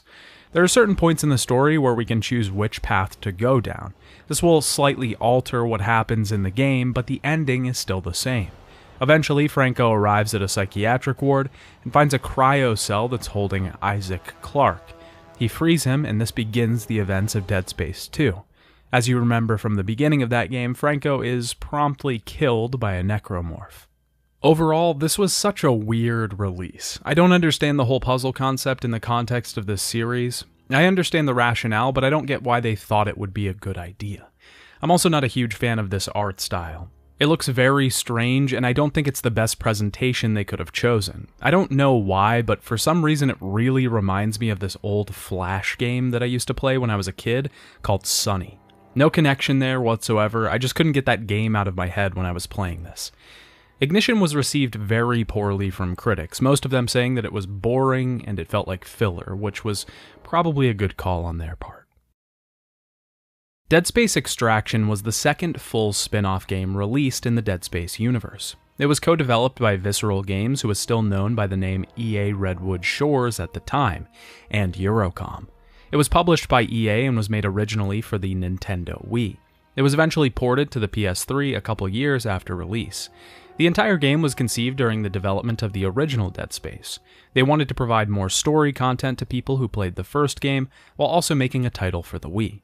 The game itself was a first-person rail shooter. This means that we don't control the movement of the character, just the gun's reticle and shooting. We'll have to interact with puzzles at certain points and can even read text logs along the way. It tries its best to exist in the same world as Dead Space, given the limitations of a system like the Wii. For the most part, I think it pulls it off. It's a decently fun adventure and feels like a more advanced version of something you'd play in the arcade. The game itself is a prequel to Dead Space. It actually takes place right before or around the same time as Downfall. Extraction starts with a crew of miners who are getting the red marker from Aegis 7. You play as Sam Caldwell, who actually begins hallucinating as a side effect of the marker. He begins killing off the rest of his crew and is eventually killed by a squad of soldiers. At this point, we switch to Nathan McNeil, who is investigating the case of what happened on Aegis 7. He meets Gabe Weller, who you might remember from the Dead Space 2 DLC. Of course, things descend into chaos and the necromorphs begin to attack. They discover Lexine, who was previously Sam's girlfriend, but as we know, will become Weller's. The group tried to fly their found shuttle to the Ishimura, but the Ishimura shot them down, causing them to fly into the ship. The group makes their way through the shuttle and eventually encounters Nicole Brennan. Eventually, the crew is looking for a shuttle, a way to get off the ship, but Weller notices Eckhart sending a message to the unitologists. He says they were looking for someone immune to the marker's effects, which may be Lexine. Weller is shot, but Eckhart is killed by a leaper. The group gets in a shuttle and flies off, just as the Kellion transmits that it's entering the ship. Lexine tried to warn them, but they didn't receive the transmission. The final scene shows Lexine being attacked by a necromorph, which was confirmed to be Nathan McNeil post-infection. Dead Space Extraction actually isn't a terrible game. A lot of these spin-off Wii titles had the tendency to be cash grabs, but this one felt pretty interesting. There's also a lot of moments that tie directly into the first game. You can almost find the aftermath of events that happen in Extraction in Dead Space.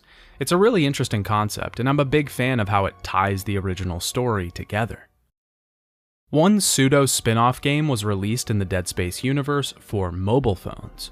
This was titled, aptly, Dead Space Mobile. It was released the same day as Dead Space 2 and takes place before the beginning of that game. It functions quite a lot like the original games, except on a mobile device. It follows a character named Carrie Norton, who's referred to as Vandal. She inadvertently begins an outbreak on the Titan station and is betrayed by her superior, Tideman, the antagonist of Dead Space 2. I'm not going to go in depth on this game since it's a mobile game and there's really not a lot to discuss here. There are two main books released in the Dead Space universe. The first of these is called Martyr, published by Tor Books in July of 2010. It takes place all the way back on Earth, hundreds of years before the original Dead Space game. It's actually the first piece of media chronologically in the series. The book begins with a child named Chava in a small town.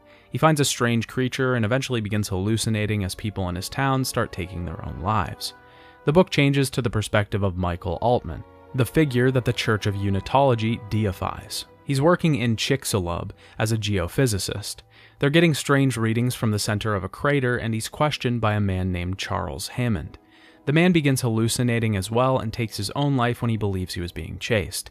Dredger Corps, a company that specializes in resource mining, investigates the anomaly and finds the black marker. The mission was a failure as all of the people on the retrieval team went insane and killed each other. The video that was released by one of the crew members before their death is covered up, but Altman continues to investigate. He eventually is shown the creature that we saw at the beginning, found by the child, and initiates a full investigation of the crater. Altman eventually recovers the submarine and a piece of the marker with it. A cult starts to develop around the marker, and Altman is disturbed by this. They begin to view him as their prophet because he has seen the thing. Altman eventually blows the whole thing wide open and implicates the military in a huge cover-up. Altman is eventually executed and told before so that a religion will be sprung up in his name to further the marker and ready mankind for evolution. This book was actually surprisingly good for a video game spin-off. It's pretty rare that a book made in a video game universe actually turns out alright, but this wasn't bad. I especially love the idea that Altman never really wanted to be a religious figure, and wasn't involved in the cult. The whole thing that we see in the games is just a media spin on the situation to get the fanatics to do what they want. It's really interesting and a nice way to frame everything. It also solves the prequel problem that the movies have. We know Altman is going to die when reading this story, but the tale still manages to surprise us along the way.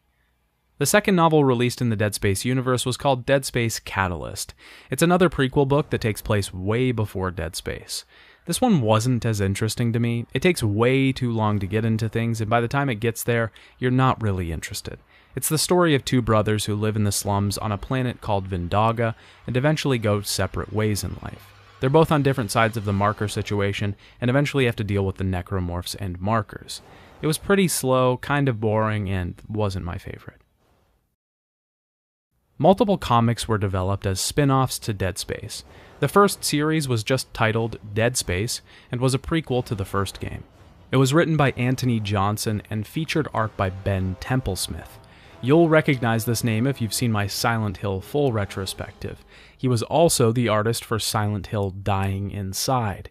The art has the same problems that I complained about in Dying Inside. It's rough, the faces look goofy, it's just really hard on the eyes. The comic itself is just alright.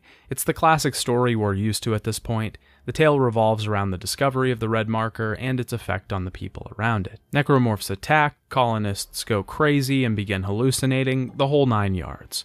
Like I said before, it's alright, but there's not really a lot here to discuss. It's pretty run-of-the-mill, and I think some of the other comics contextualize the story of Dead Space a little better than this one. The second comic produced for Dead Space was Dead Space Salvage.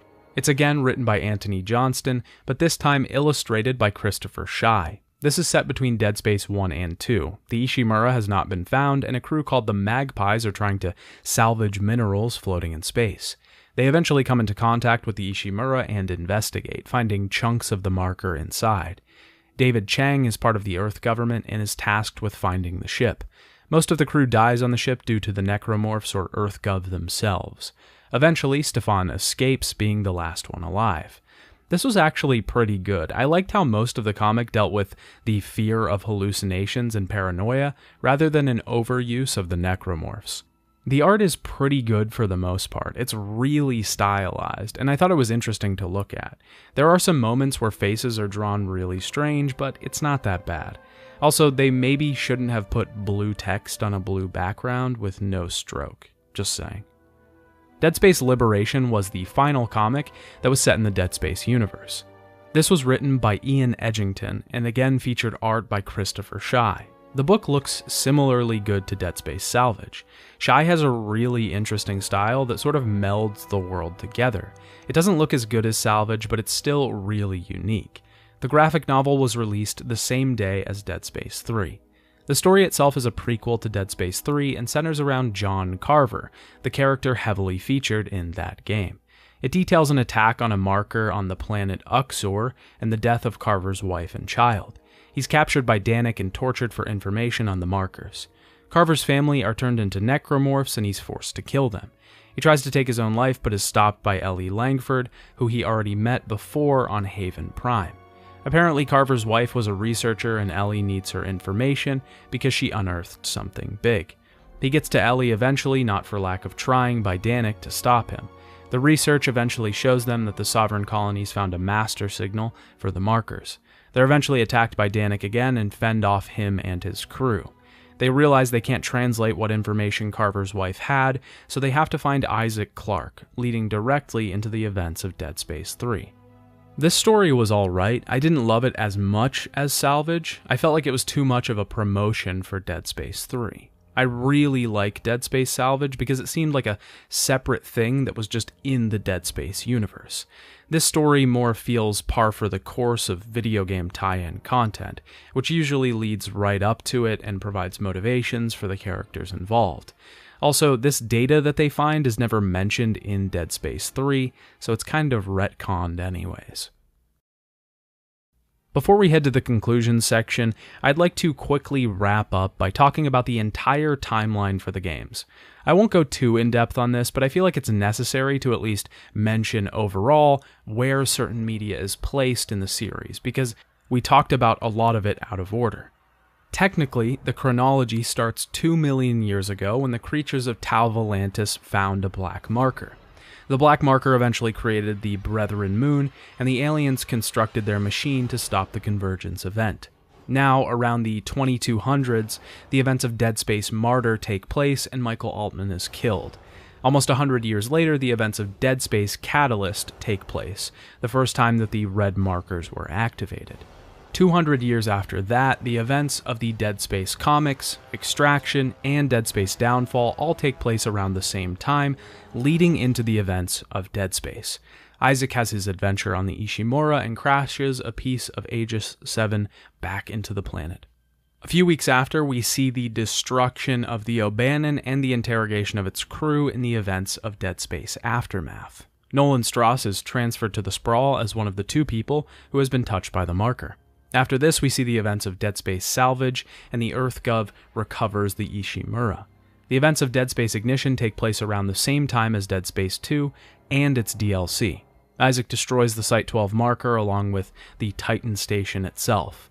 3 years later, the events of Dead Space Liberation begin. John Carver teams up with Ellie Langford and her crew to find Isaac Clarke and use him to try and stop the markers altogether. Finally, we end on Dead Space 3, as Isaac and co. head to Tau Volantis and uncover the secrets of the ancient civilization. Clarke and Carver end up back at Earth, only to find that it's being threatened by the Brethren Moons. It's overall nothing too convoluted or crazy, it's just told through so many pieces of media that I figured I'd briefly piece it together here for better understanding.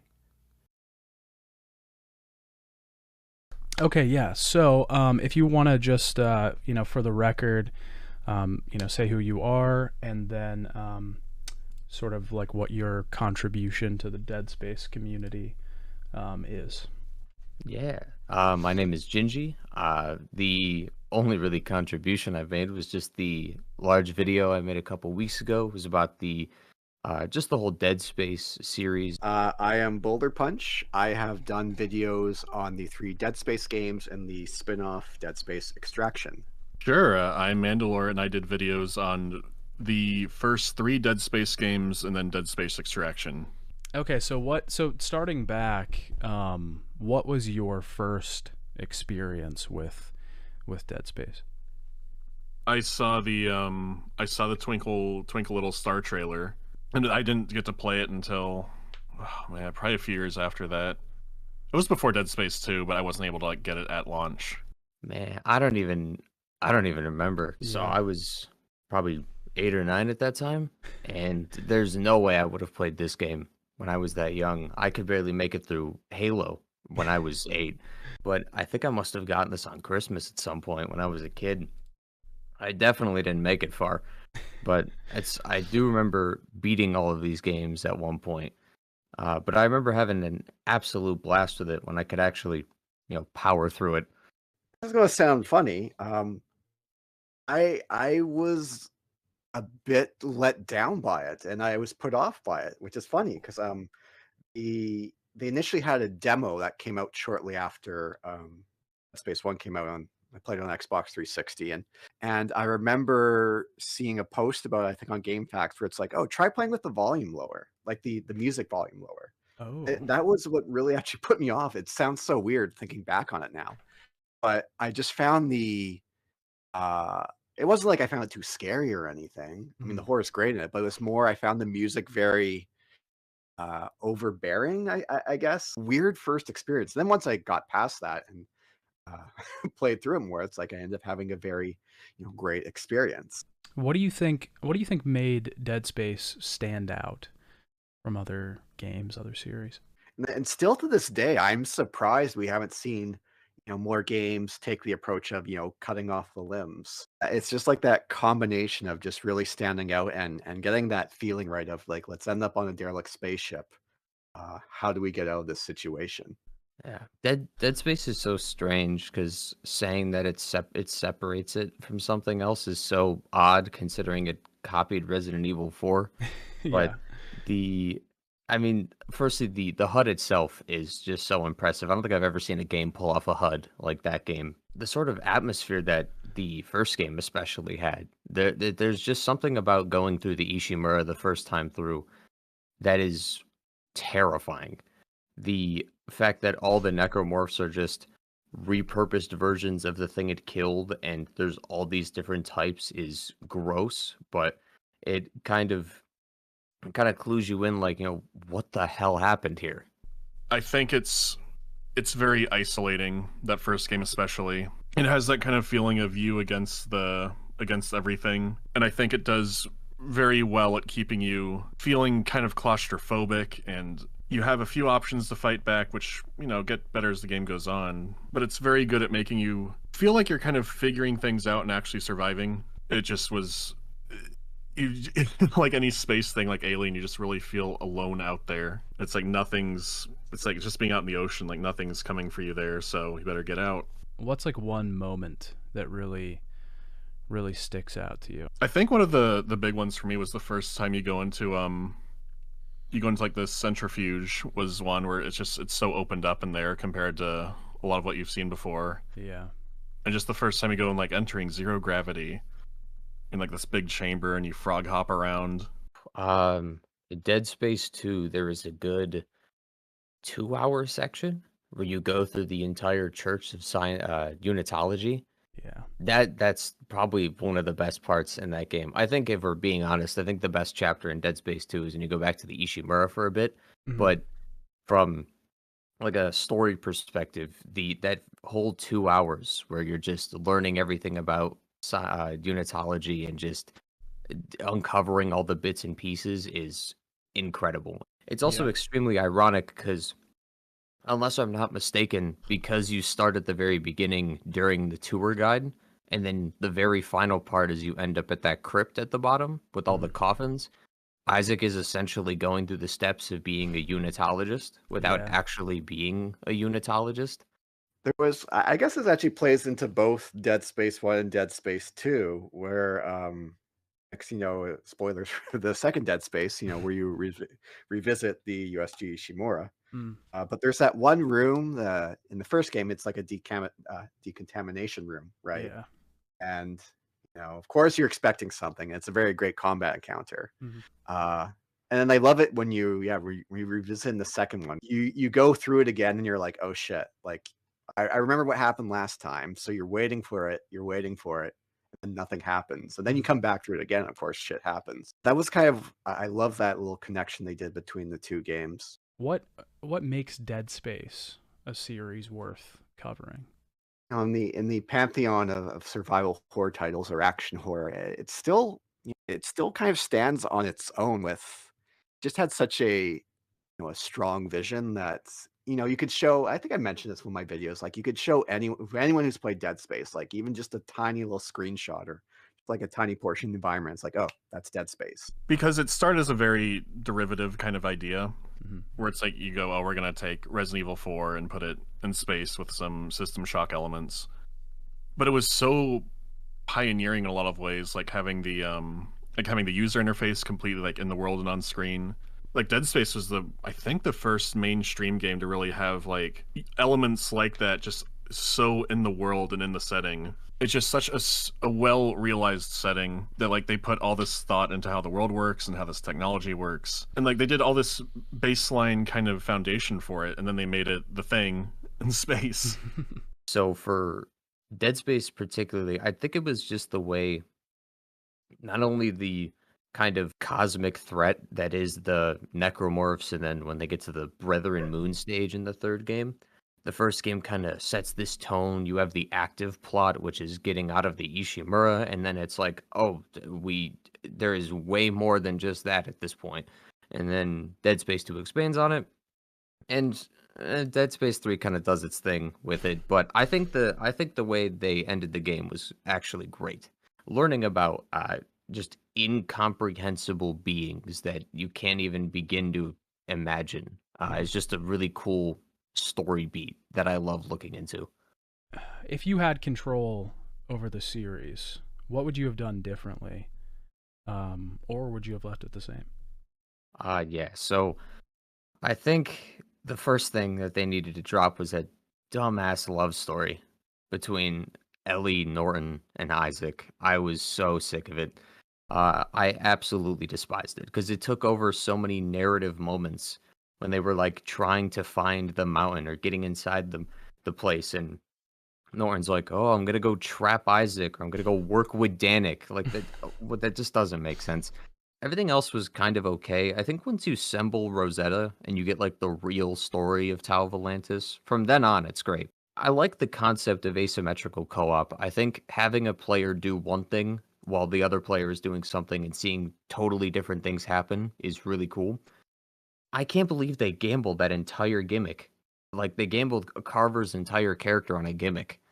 Yeah. Well, one thing I talked about, and I'm sure you've probably noticed this too, like there's kind of these two distinct sections, right? There's like the first section where it's the ship graveyard, right? And it's like, oh, this looks kind of intriguing, like how we could kind of go around and do some optional missions and come back to it later. And then of course you go down planet side and it's like, oh, cool, maybe this is going to be more like, the Thing or whatnot, or dealing with a lot of outside time and balancing that, making sure like you don't freeze your ass off or die as a result.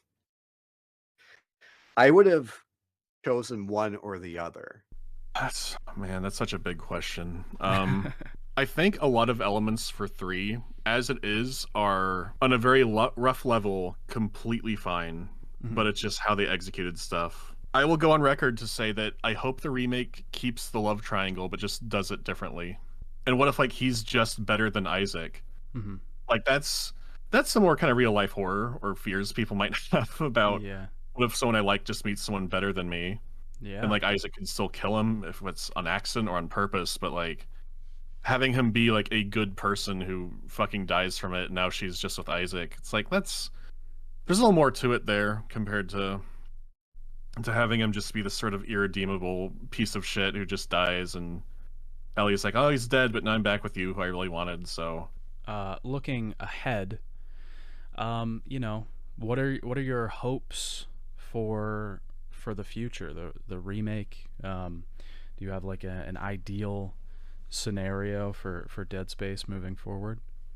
I don't know. I mean, I'm still kind of in disbelief that a remake is happening still, but it does look like Motive is they're really trying to make it like a worthy remake. From what little I've seen so far, like them opening up the areas and adding more options for backtracking, and just like it's clearly not just a cash grab where they're doing it 1-to-1 with like a graphical update and just kind of getting it out.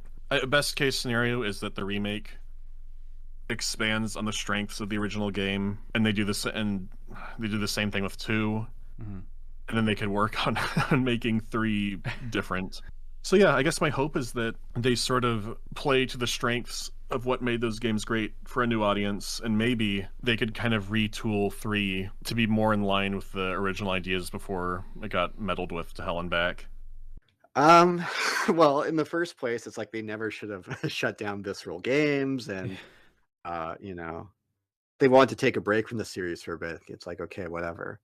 I do hope we kind of get a more definitive conclusion to the series, which, especially with Dead Space 3, especially with the DLC ending, is building up to something.